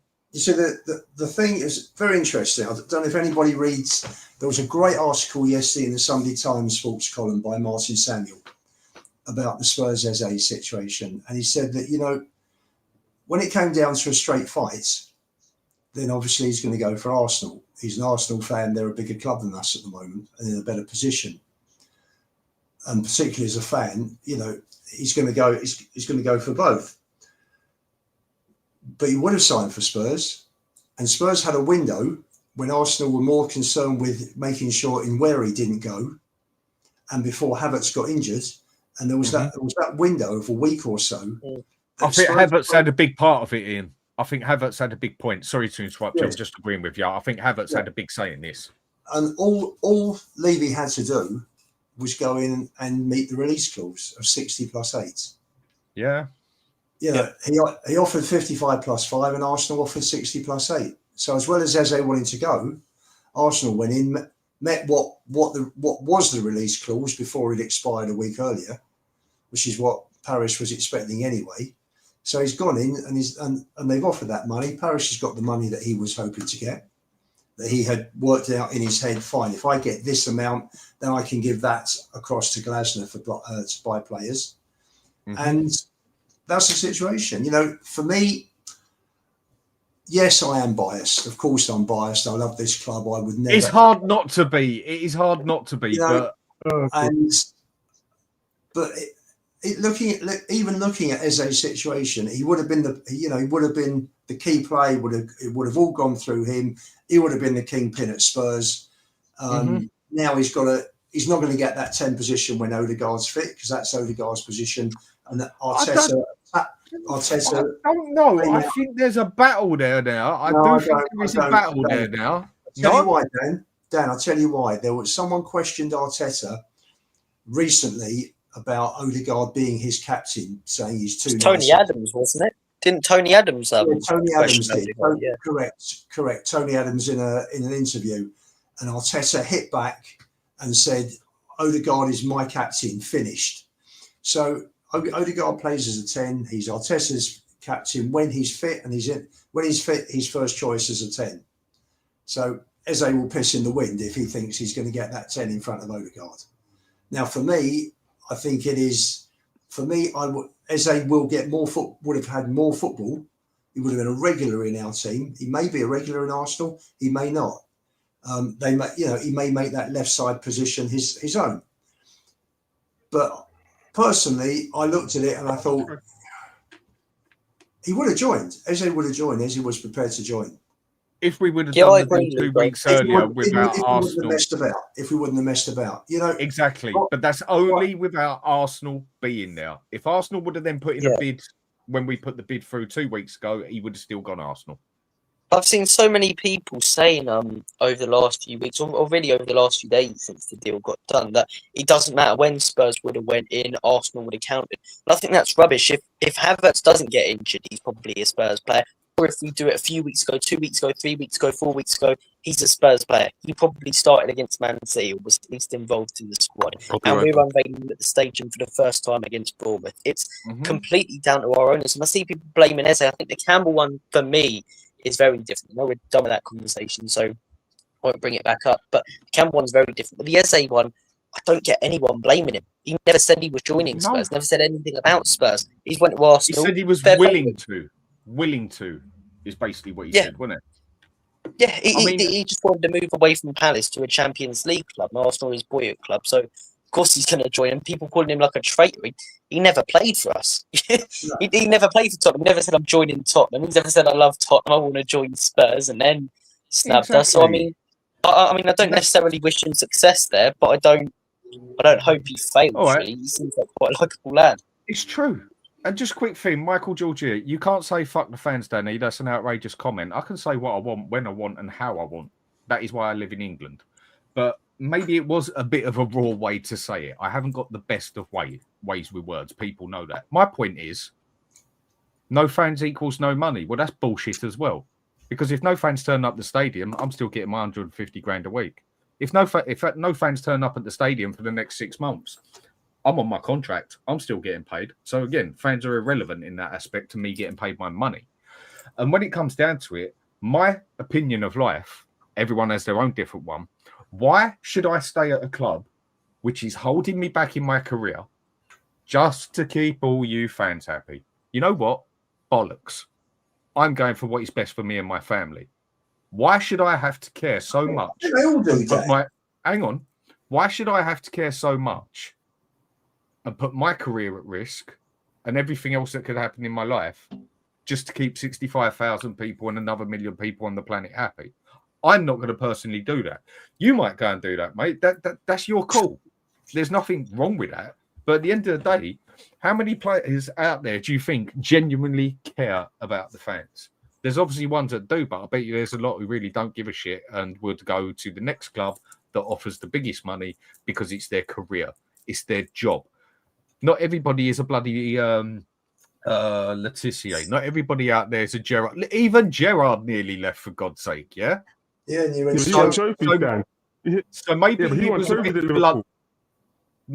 I know. So maybe it was a bit blunt the way I put it, but you should understand by now I ain't got the best way with words. But I'm sorry, if I'm at a club and I'm 27 now, and I know I've got one chance of a contract, I've supported this club my life as such and everything, and that fans are all there and everything, and I get an offer off a club that is going to offer me a lot more money, I can go and win something, I can go and do something, I can have names behind me and play around real big players. Do you know what? Baked potato, mate. See you later. See you later. I think what you said there, though, Dan, that's brought up in that comment, it's been taken way out of context, really. You're not saying, like, if the fans in general, you're talking about if you were a player choosing between Spurs and Arsenal. Yeah, so maybe I just put it a bit too blunt. I just haven't got the best way with words. Yeah, I just say it how it is. And again, Mike, no fans, no wages. I'm sorry, mate, that is bullshit. Then why did people get paid over COVID? End of. So when it comes to that, no fans, no wages. That's not true. Everyone still got paid over COVID, and there was no fans there whatsoever. If no fans turn up if Spurs go into riot mode and no fans turn up for the next 7 months, I bet you every player still gets bloody paid. Or is anyone going to make me wrong here? Yeah, you got a contract where you're getting paid, bro. As long as you got a contract and it's a valid contract, you get paid. End of. So again, in that aspect, the fans are pretty irrelevant, aren't they, when it comes to that? I know it sounds horrible, but it is what it is. Right. I mean, certain football clubs would struggle. Sorry, Dan. Certain football clubs would struggle with it more than others. Yeah. But I mean, like the big six in the Premier League, the amount of money you could deal with it for a few years, really. Probably longer, in all honesty. Exactly. So the thing I'm going to go with now is, where do we need to go now? I mean, come on, we have got to do something now, and the time is ticking. I mean, Ian, you didn't get your call on this one, and that time is ticking, mate. What have we got to do? What do you want us to do? Right, Dan, can I answer that? But can I just answer that? Can you flick back two comments? That one? Just tying up the last subject, Dan. This because I did want to mention this. Okay, it's fine, mate. That's fine. Conor Gallagher's Chelsea, his family's Chelsea, all his close friends are Chelsea. There was never any way he was coming to Spurs. Now, if you want, and that ties in with how I feel about Campbell. Unless we offered him 500 grand a week, basically. No, not even that. He wouldn't have even come. He wouldn't have even come. I don't disagree on that bit. But anyway, go on with what you're saying. Go on, mate. That bit I disagree on because money talks. But anyway, Campbell joined Arsenal to win trophies. He joined in the middle of that great 8-year period for Wenger. But he could have joined United, who were in the middle of a 22-year fantastic run. Very true. With Man United, with Ferguson, 12 months earlier. Sorry? Who let him finish? Sorry, Luba, I was going to say, what makes you think Campbell... Sorry, man, I just want to say, what makes you think Campbell wanted to move from London? He was in London, at Tottenham already, He'd already had his home already here. Why move home, to go to Manchester United when he's already in London? That bit I find irrelevant here anyway. Because you're a professional. Because you're a professional, and the top club for the last 8 years have come in for you. You've got a fantastic manager in Alex Ferguson. They've just won the treble. Yeah. No, I get what you're saying. Why would you not want to join? And knowing that if you left in a year's time and went to Arsenal, the club that have brought you through from the age of 12, and you were then 26 when United came in, you're then going to leave the club and screw them for a transfer fee as well. That's a double whammy. That's nasty. When you could have played, if you want trophies, and you want a great career, there's something called loyalty. And loyalty is a virtue that not in this world, mate. No, he should have shown loyalty to Tottenham as well as looking after his career by going to Man United. Dan, he could have done both at the same time. I get that. I do get that, but I want you to finish off your Gallagher thing. But just to point to this one then, loyalty, mate, you must live in a different world compared to a lot of people. Now, loyalty is something that is very few and far between anymore. I am loyal to about 3 or 4 different people on this planet. Why? Because I love them. Simple as that. Yeah? Why has he got to stay loyal to a club or anything else? I think loyalty is looked on... Loyalty is a lot deeper than people realise, Loyalty is a massive thing. That's basically stick through someone through thick and thin, no matter what. That's what you do with your wife or your husband, whatever a person is, man or woman or whatever. I mean, these days, either way, whatever it is, yeah? That is what loyalty is. Loyalty is standing there by your mate outside the pub when he's getting his head kicked in and you're standing there next to him and you've got the option to leg it or stand there and take the kick in with him. Done both of them. That's loyalty, yeah? But Now, there's other things in life. Dan, for 15 years. 15 But years. at the end Not 3 years. Okay, I get that. Years. But the other point of loyalty is what I'm saying to you is, why have I got to be loyal to anything else except something that I love or someone that I love when it's going to interfere with my life? The minute that something's going to interfere with my life and stop me progressing in my life, why have I got to have loyalty for it? I'm not. He wasn't married to Tottenham. I'm not married to Tottenham. So why do I have to bloody stick there, even if I support them? Again, it's all different types of attitudes. But go with what you were saying about Gallagher. About Gallagher, well, Gallagher is Chelsea through and through, and there was no way he was ever going to Tottenham. Now it's interesting because you've got your Robbie Fowlers and Carragher's, Liverpool legends who were Everton fans. Hearing a very good story today about your favourite manager for all time, Dan, Alex Ferguson, when he joined United, Mourinho, and he said he inherited a non-existent scouting network, and said, right, this all changes. I want to know about every decent player in the Greater Manchester area. And one of the best was Ryan Giggs, and he made sure that Giggs joined United and came away from City. He did. And Giggs was a City fan. And one of the most underrated players in the Premier League ever, in my opinion, because he hardly ever gets mentioned, Giggs. Well, he's the most decorated player in terms of medals. I think he is, isn't he? He's won something like fucking 30, isn't it? He won 13 Premier Leagues, Ryan Giggs. Yeah, he's won altogether. I think he's won about 30 cups, medals, and everything else. And he's something like that, 20 plus 30. Sure. And Fowler stayed through his career, didn't he? Carragher stayed through his career. Giggs stayed through his career, even though they supported the other lot. No, Fowler was out, mate. Fowler was out halfway through. No, Fowler went out to. He was there. He was at Liverpool for a long time, wasn't he? No, he actually left Liverpool. He left Liverpool quite early. He went Leeds. Yeah, they kicked him out. But he stayed there for a while. He was there a while. He was one of the best strikers in the Premier League, and they got rid of him to Leeds for whatever the reason. Where did he go? He went abroad, didn't he? Must have gone. He went Leeds. No, he went Leeds. Did he?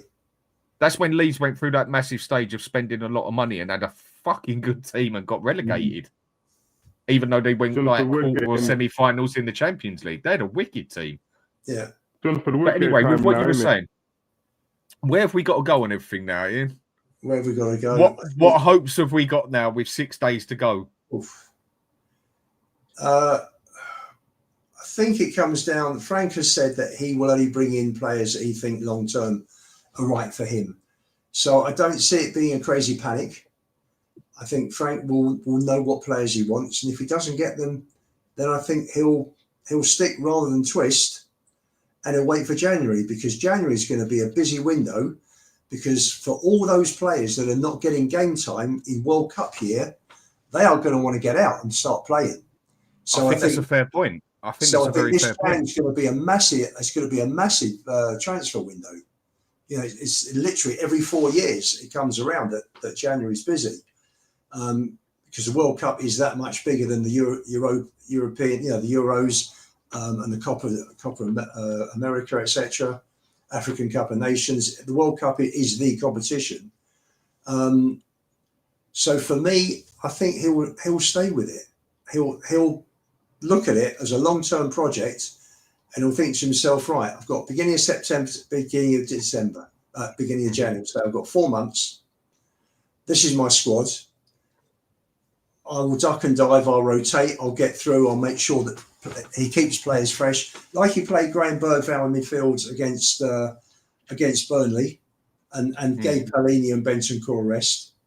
It was sensible. He thought we had enough to beat them with the 2 kids in midfield. That was 3 kids, wasn't it, with Sarr? And we did have enough. And he brought Palini and Bentancur back for City. he might decide, bearing in mind that it's international week, he might keep the team as it is. But if not, he may have brought Graham Birdval in for Saturday. So I think we'll go for Savinho. I'm hearing it's 50-50. It's in the balance. I'm also reading that City want to. I'm hearing Savinho's driving the transfer, but City want a replacement, want to get someone in. So you may see City go for Rodrigo at Real Madrid. Do I think they'll get anybody in? I think they've got to look at loans as well. I think there's going to be a lot of activity this week. Players are going to come into clubs and they're going to replace others who are going to be pissed off, who are going to want to move. And Spurs are going to be bang on to every single transfer with big clubs where big players may look at it and think to themselves, do you know what? They bought him. He's guaranteed a first team place. I'm not going to get in. I want game time and jump in. And then, do you know what? I think that's a solid point. I think that is a very solid point you got there. I mean, it's something I didn't think of until you mentioned that. Yeah, honestly, I think that's a really good point, because usually January is a right bastard, if anything, to get anybody. Yeah, well, but this one, if there is certain players not playing, we have got World Cup coming up, haven't we? Yeah, that's right. I think loans, you know, even if it's too difficult, if City gets someone in, then you pay for Savinho. But if you're looking maybe at someone else, maybe a situation where you get someone in on a loan, you know, with an option to buy, bring him in. But we need bodies. We're three players short for me, and it's going to catch up with us. You know, if we go deep in the League Cup, you've got third round, fourth round, fifth round before Christmas. You've got 3 games there.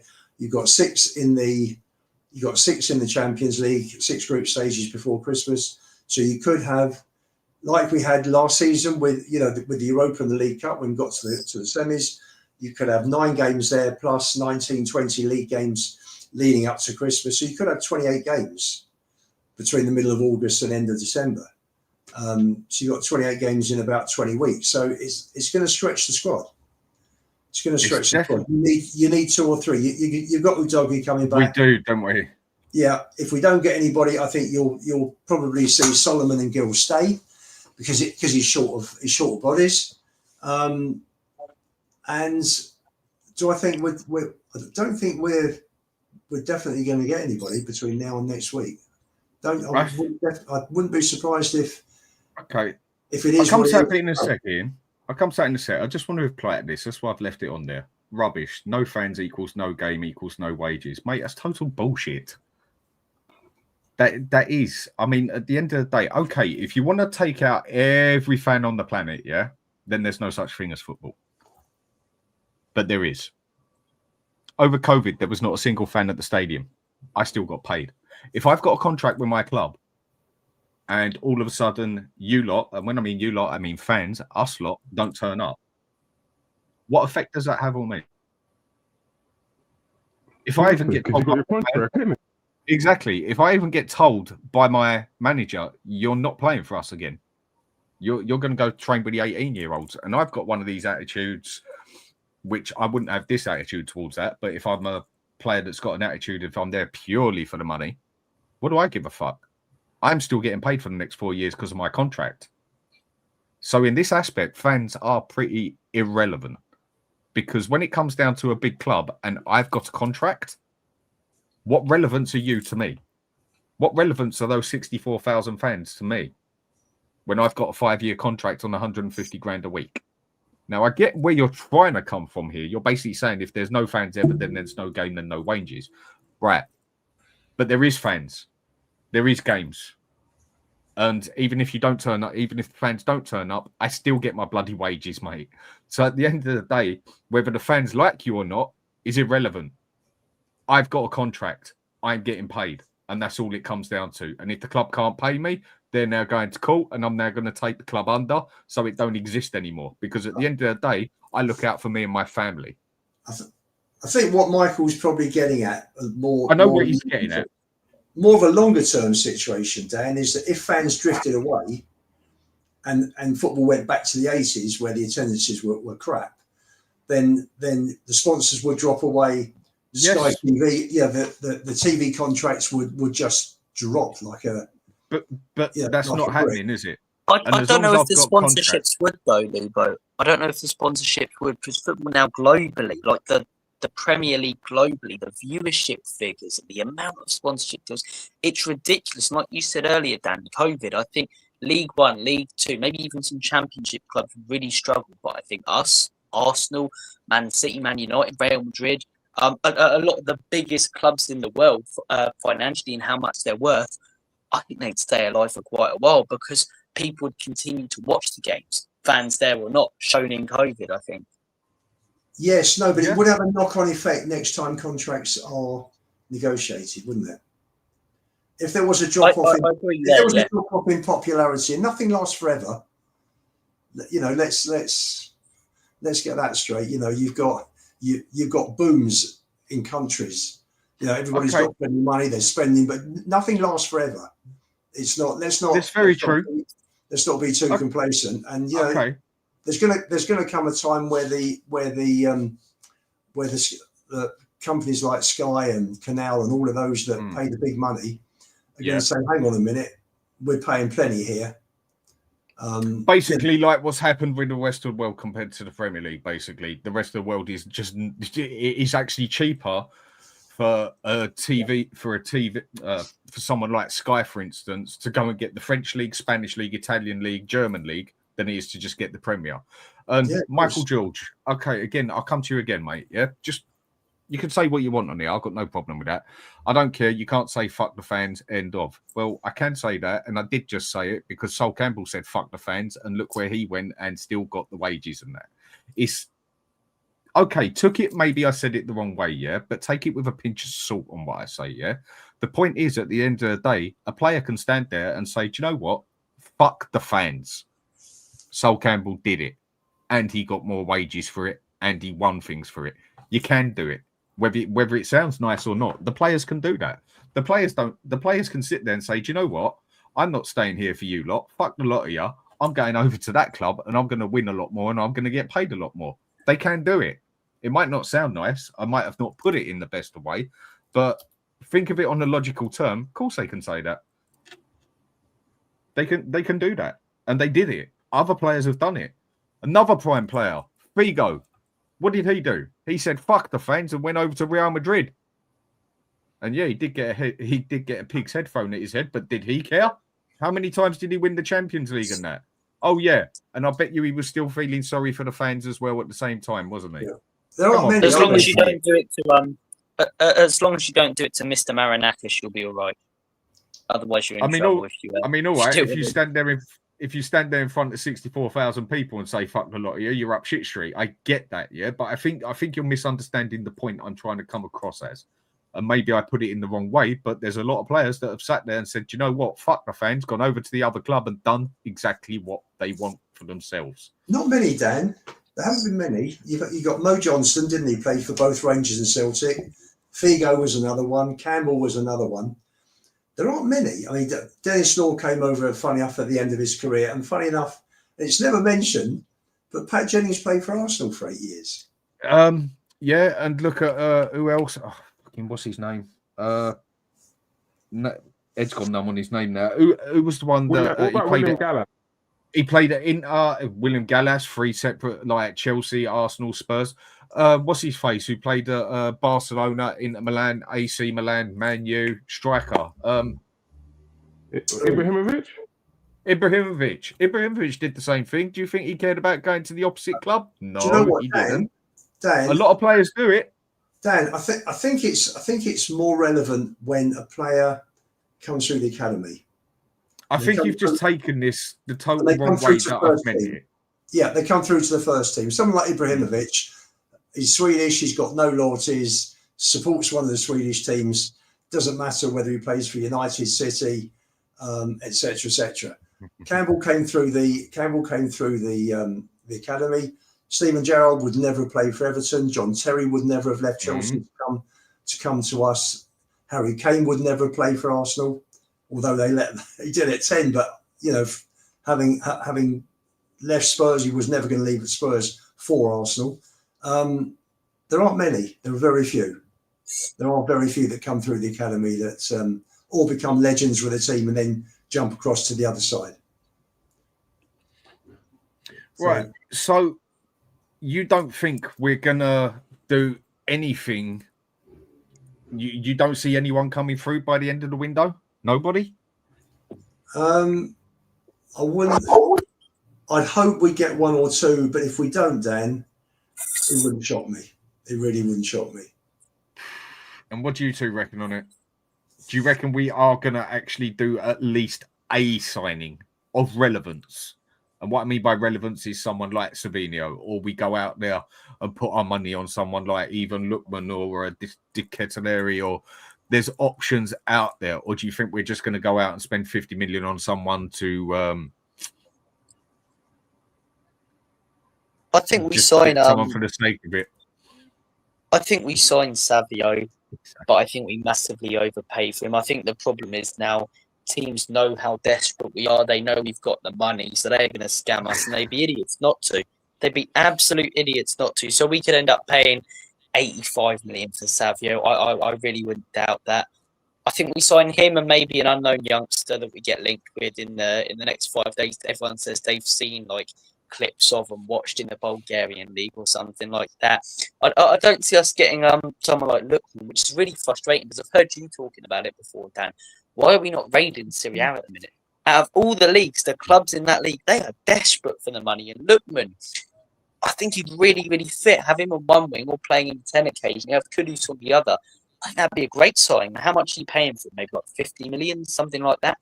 I think that's a brilliant signing. I mean, he's more proven. He's done it in big games for Atalanta. I think he's more proven than what's his name, Savio. But yeah, we'll have to wait and see what happens. I think Savio. I think Savio joins. Just see the comment. I think Savio joins. I think we overpay though. Maybe a random youngster.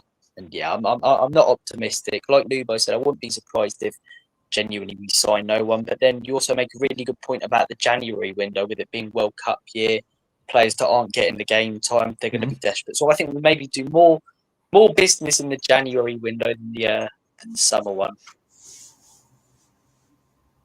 And Phil? All right, officially, yeah, let me welcome you to Levy time. Let me officially welcome you to the last week of the window. It's Levy time, so hold on to your butts because you know what happens next, mate. Right. What do you call it, Phil? Hang on, what do you call it? Levy bum time sort of thing? Yeah, desperate title for desperate measures, and you know, desperate not that he's getting close to my ass, by the way, never in a million years. But Phil, it's like Fergie time, isn't it? Right, right, we're in Levy time now, ladies and gentlemen, the last week of the window. So, all right, Savinho, I hope they pull it over the line.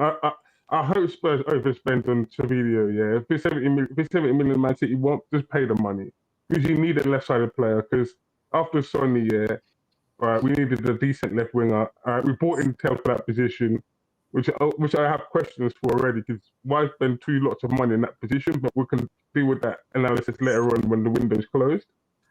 But yeah, if you need to get Savinho over the line, right, next one you need to get a decent 10. Now, I'm a massive fan of Charles de Ketelaere. Dan, I've been watching him for Atalanta for a while. I saw him at Inter Milan. He struggled at AC Milan when he first came over. Big time, he was not good at AC Milan.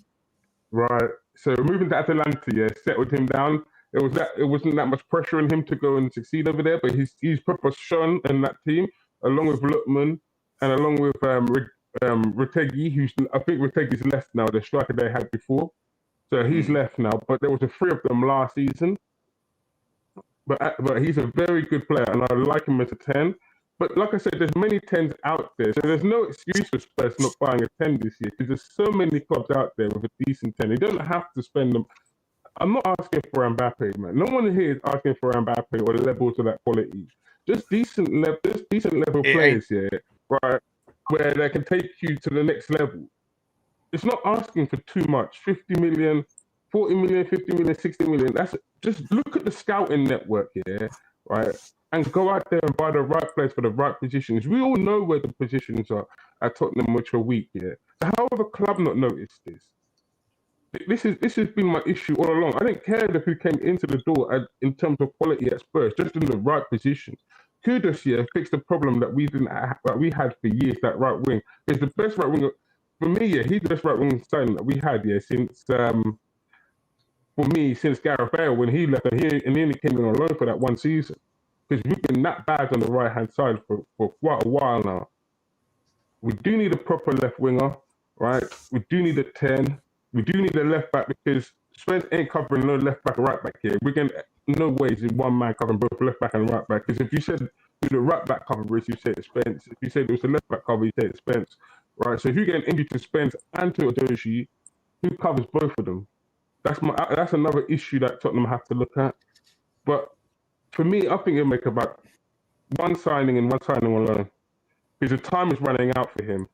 And I know in the last few window, we like this January one with the scattergun. And for January, right, I would love to be confident of World Cup year, but I've heard for so many Januaries, it's a difficult month to make transfers because the time limit. So I'll hold my breath on January. Sorry to cut in, Dan. I'm going to have to shoot Go off, for it, mate. mate. Cheers for having That's me. fine. I'm cheers going to for end having in a me on. second anyway. No, Good to cheers, see mate. you, Always Phil. good to see Bye. you, Rob. Take care of Take yourself. it easy, guys. Big up, Rob. And as I say, I get what people are saying to me. I think I just put it across the wrong way to people. I mean, people should know me. I've been on here for nearly a year and a half now doing my own channel and that I just say it blunt and blatant and I ain't got the best way with words. The point I was making is the player can actually just say what he wants and walk away and still get paid by the other club, basically. But people are right. If there was no such thing as fans, then there'd be no such thing as football, this, and this. But that's all ifs, buts and maybes. The facts are that the player can basically stand there and say, screw you to the fans that he's playing for and go over to another team and get paid. Can he or can he not? Yeah, no. It's sad, but it's true. Unfortunately, the players had too much power today. It's since the Bosman ruling that it's swung too much the other way. And for me, money can't be the be-all and end-all of everything. Otherwise, what sort of society do we end up with? You know what? You say that, Ian. Like, well said. That's one thing I do try in my life, and that is to not let money be the prime. I've got more important things in life than just money, and that is obviously my wife, my daughter, and two people in my life that I would call a friend. I've got hundreds of mates, thousands of acquaintances, but there's only two people I'd actually call a friend. For me to call someone a friend, that's like I'm very very picky with them sort of things, yeah. And you're right on what you're saying. You are right with what you said. Money. The sad thing is, though, money is what makes the world go round. Whether we like it or not, it's a fact. It should be this, it shouldn't be that, but money is what evolves everything. There's only one thing that has, I'm not even going to go into it, but what has caused the most death on this planet. And it weren't COVID and it weren't a virus. It is money. Money is money. I mean, whether we like it or not, the business part of football is actually bigger than the football itself now, because the football is so orientated by the business with the money. I don't like it. No, I'm not saying I want it. But it is what it is. You ain't changing that now. The money is so big in football now. Sure. I have these conversations there. I look at the ticket prices that we're charged. There's no need for them. There's no need for Spurs fans to be rinsed the way they are.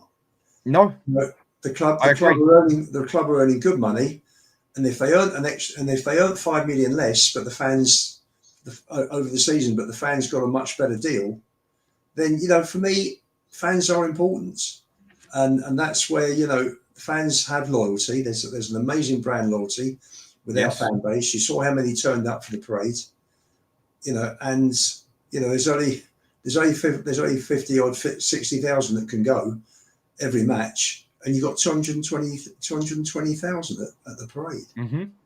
It's phenomenal. So for me, money's not the be all and end all. You can only eat one meal at a time. You can only eat 3 or 4 meals in a day.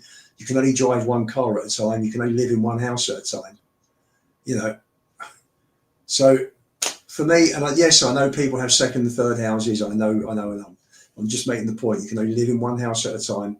You got one first abode. So for me, and that's what I think about people like Campbell. If someone has brought you through from the age of 12 and they've looked after you and they've nurtured you and they've helped make you become the player you you are earning a very nice living, playing for Spurs, you're playing for England. That's fine. If you're good enough, you've worked hard for it, you deserve all of that. Have no problem with that. But sometimes you have to think to yourself, do you know what? I owe this lot something. I owe them something. And players play for clubs all around the world. You go 3 hours up the road to Manchester and you're playing for Alex Ferguson. Jesus, what a dream move that would have been for Cameron. You come and join a team that's just won the double with all those stars. Yeah, I agree. I agree. No, but the minute valuables. Hang on a sec, Phil. I'm sorry, I just have to keep repeating to Mike because he does make some good comments here. You yourself rely on fans, Dan, idiot. I'm not the one that has just dropped the comparison to a player that earns 150 grand a year that can basically say, do one to the fans and go over to another club and get paid 200 grand a year. I do YouTube for the fun of it. Nothing more, nothing less. This ain't a business for me. Obviously, I want people to watch what I'm doing and everything else. That goes without saying, yeah? But you say idiot? I'm not the one who has just dropped it from a football player who earns 150 grand a year to someone who does a bit of YouTubing for the fun of it, mate. So maybe in that aspect, it wasn't the best way you explained that one. Finish what you're saying, Phil. Sorry, mate. Well, first and foremost, Luba, I like you, bro. But here, I'm going to give it to you. Where was the club's loyalty to Sol Campbell? Where was the club's loyalty to Harry Kane? Why didn't you just build a team around them when you had them, bro? Why? For them, yeah, their playing career is short, bro. But really and truly, Tottenham could have built around them. They didn't even make an effort to do it, dude. That's institutional failure to me. Philly, Campbell led the club on. They offered him different. They upped and upped and upped 3 contracts, I believe. And he said he was going to sign at the end of the season. He led them on. Customer of mine drove past Arsene Wenger's house the day of the Monaco Grand Prix, 5 weeks before he signed, and saw Campbell walking out the house with Wenger. Now, you should be going through the clubs first again. Even then, so for what Sky Angel was coming on and talking about a few weeks ago when he was discussing, was it the Gibbs White situation? God only knows what he was talking about. Right, because he had Sol Campbell. Sorry, hold on one sec. Hold on. Go on, you carry on. Give me 2 minutes. Yeah. Yes. Mute the thing, Luba. Oh yeah, I'll tell you this one. Like Dan's acting tough until his wife calls. Yeah, of course. I mean, have you got a wife? I mean, there's a saying out there, mate, that a lot of people who've got a wife know this. Happy wife, happy life. When your wife's unhappy, she'll make you unhappy. So yeah, my wife comes running. I keep her happy. It's just I'm good at doing it in more ways than one, if you get what I mean. Go on, Phil. Go back to what you're saying, mate. No, what I was gonna say, yeah, right. So when a player drops tools, yeah, right. Isn't that basically saying F you to the club? If a player downs tools, isn't he basically saying that? Is that just me? If I see a player downing tools and not playing and not wanting to play for the team, yeah, play for the badge when he's on the pitch, isn't that basically saying F you to the fans who paid the money, right? And enough. Now, the other one I like, yeah, Luba, you're using one of my arguments that I've used back in the day, man. I told Maz he had my old playbook, yeah. This old playbook about the money, yeah. I agree with you. I 100% agree with you, Luba. And this is why the excuses become jarring after many years, yeah, and why I just don't listen to the club anymore. It's the amount of money the fans pay in. The fans have basically bent over backwards for Tottenham Hotspurs, in my view, man. They asked for the stadium, they got it. They asked for Europe, they got it. They asked for anything that owners asked for, yeah. Basically, the fans have given them, yeah. And as far as I'm concerned, every transfer window is the prince and the pauper. When we started, before the start of the window, yeah, we've got money. But when the window comes, yeah, all of a sudden they want to act broke, like they ain't got no money, yeah. I'm not feeling that, right? You have the money. So you have everything in resources for you. I am tired of hearing excuses for Tottenham Hotspurs. You really and truly, not for a pulled off 4 transfers here in a couple of days. So that means that multiple transfers in the pipeline before they even moved. We had Gibbs White here and nothing else. We've had Eze and nothing else. This is not good enough for a club at this size. And yet they would ask fans for more money to endorse their failure. And that for me is wrong, Lubo. That's why I say I would give them no money, because I'm not rewarding their failure as a football institution, because I find that disgusting. But that's just me. No, you're very right there. But you're right. It's just I am definitely now getting scared of this last few days, basically, barely even a week. I am getting very scared of what we end up with. And I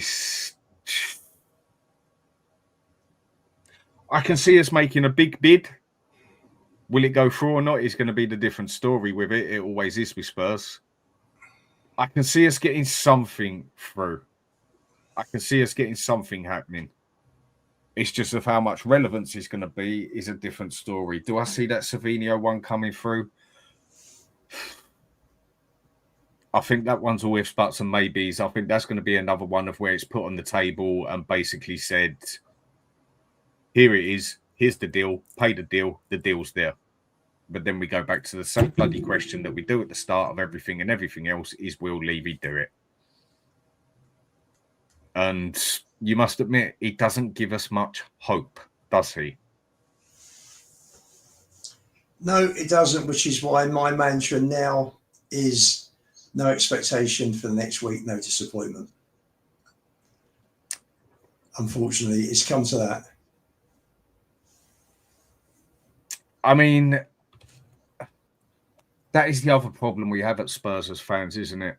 We live on too much hope. And the problem is when you live on hope in your life, you get hurt a lot. Every window, Dan, Spurs fans get torn apart, don't they? Yeah.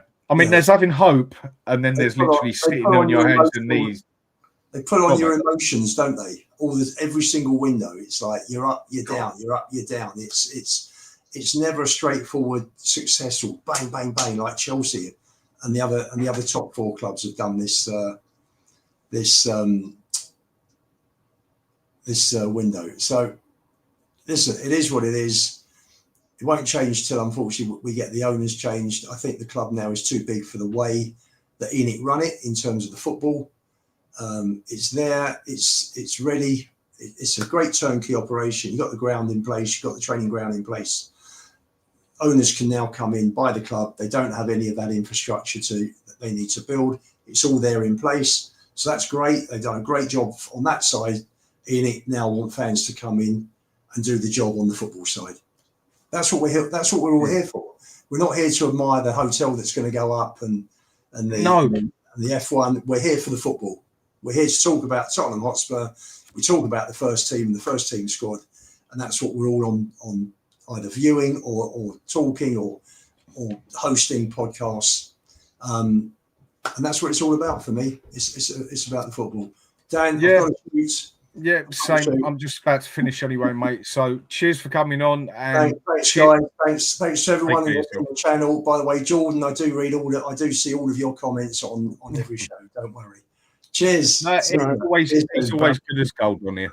So everyone, thanks for coming on. Go on. I also have a YouTube channel, Blockbuster Movies, Games and Television, as you can probably see at the bottom bit of my name. So come over to us, smash a like, subscribe. Please come over. Join us. We don't talk about Tottenham on our channel, but we talk about everything else: movies, games, and television, anything entertainment. A nice time to rewind. I know this man over here is a massive fan of Game of Thrones as well. I've heard his ringtone, so believe me, come over and have a laugh. Oh no, I've got a different ringtone to Game of Thrones these days. It's the other thing which I do have a love for. I mean, just for the fun of it, I'll show you it quickly if I can bloody.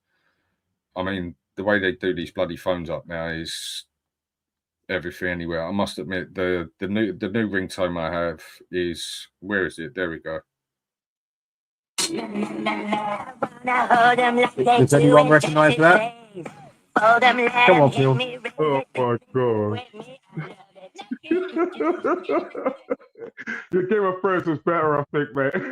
No, man, you don't go wrong with South Park. South Park is where the fun is. Look, it's like I tell people, if you want to have fun in life, you just got to be a fucking prick sometimes. I know true, it, and I bloody enjoy it because it's where the bloody fun is. I'm not going to sit there and just be depressed all the time with everything. I mean, being a Spurs supporter can be very depressing in life. We know that. It can have a hard effect on your life.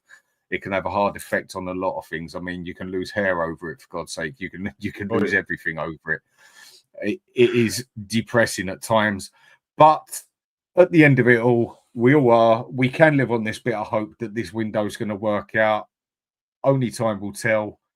There's only coming on 5 days to tell now. So we will see where it goes. So thanks for everyone for coming on. Much appreciated. Just want to say big thank you to the super chats from Lee. Much appreciated. And Mark, you've been on here for ages, mate. Much appreciated. Same with you. Other Mark as well. And Craig Fenner, nice one, mate. Thank you very much. Oh, yeah, and just one other point here. Dave R, how you doing, mate? I'll speak to you a bit later anyway. If the club goes into administration and the players become the priorities, the creditors, i.e., they still get paid even if the club gets run out of money. Yep.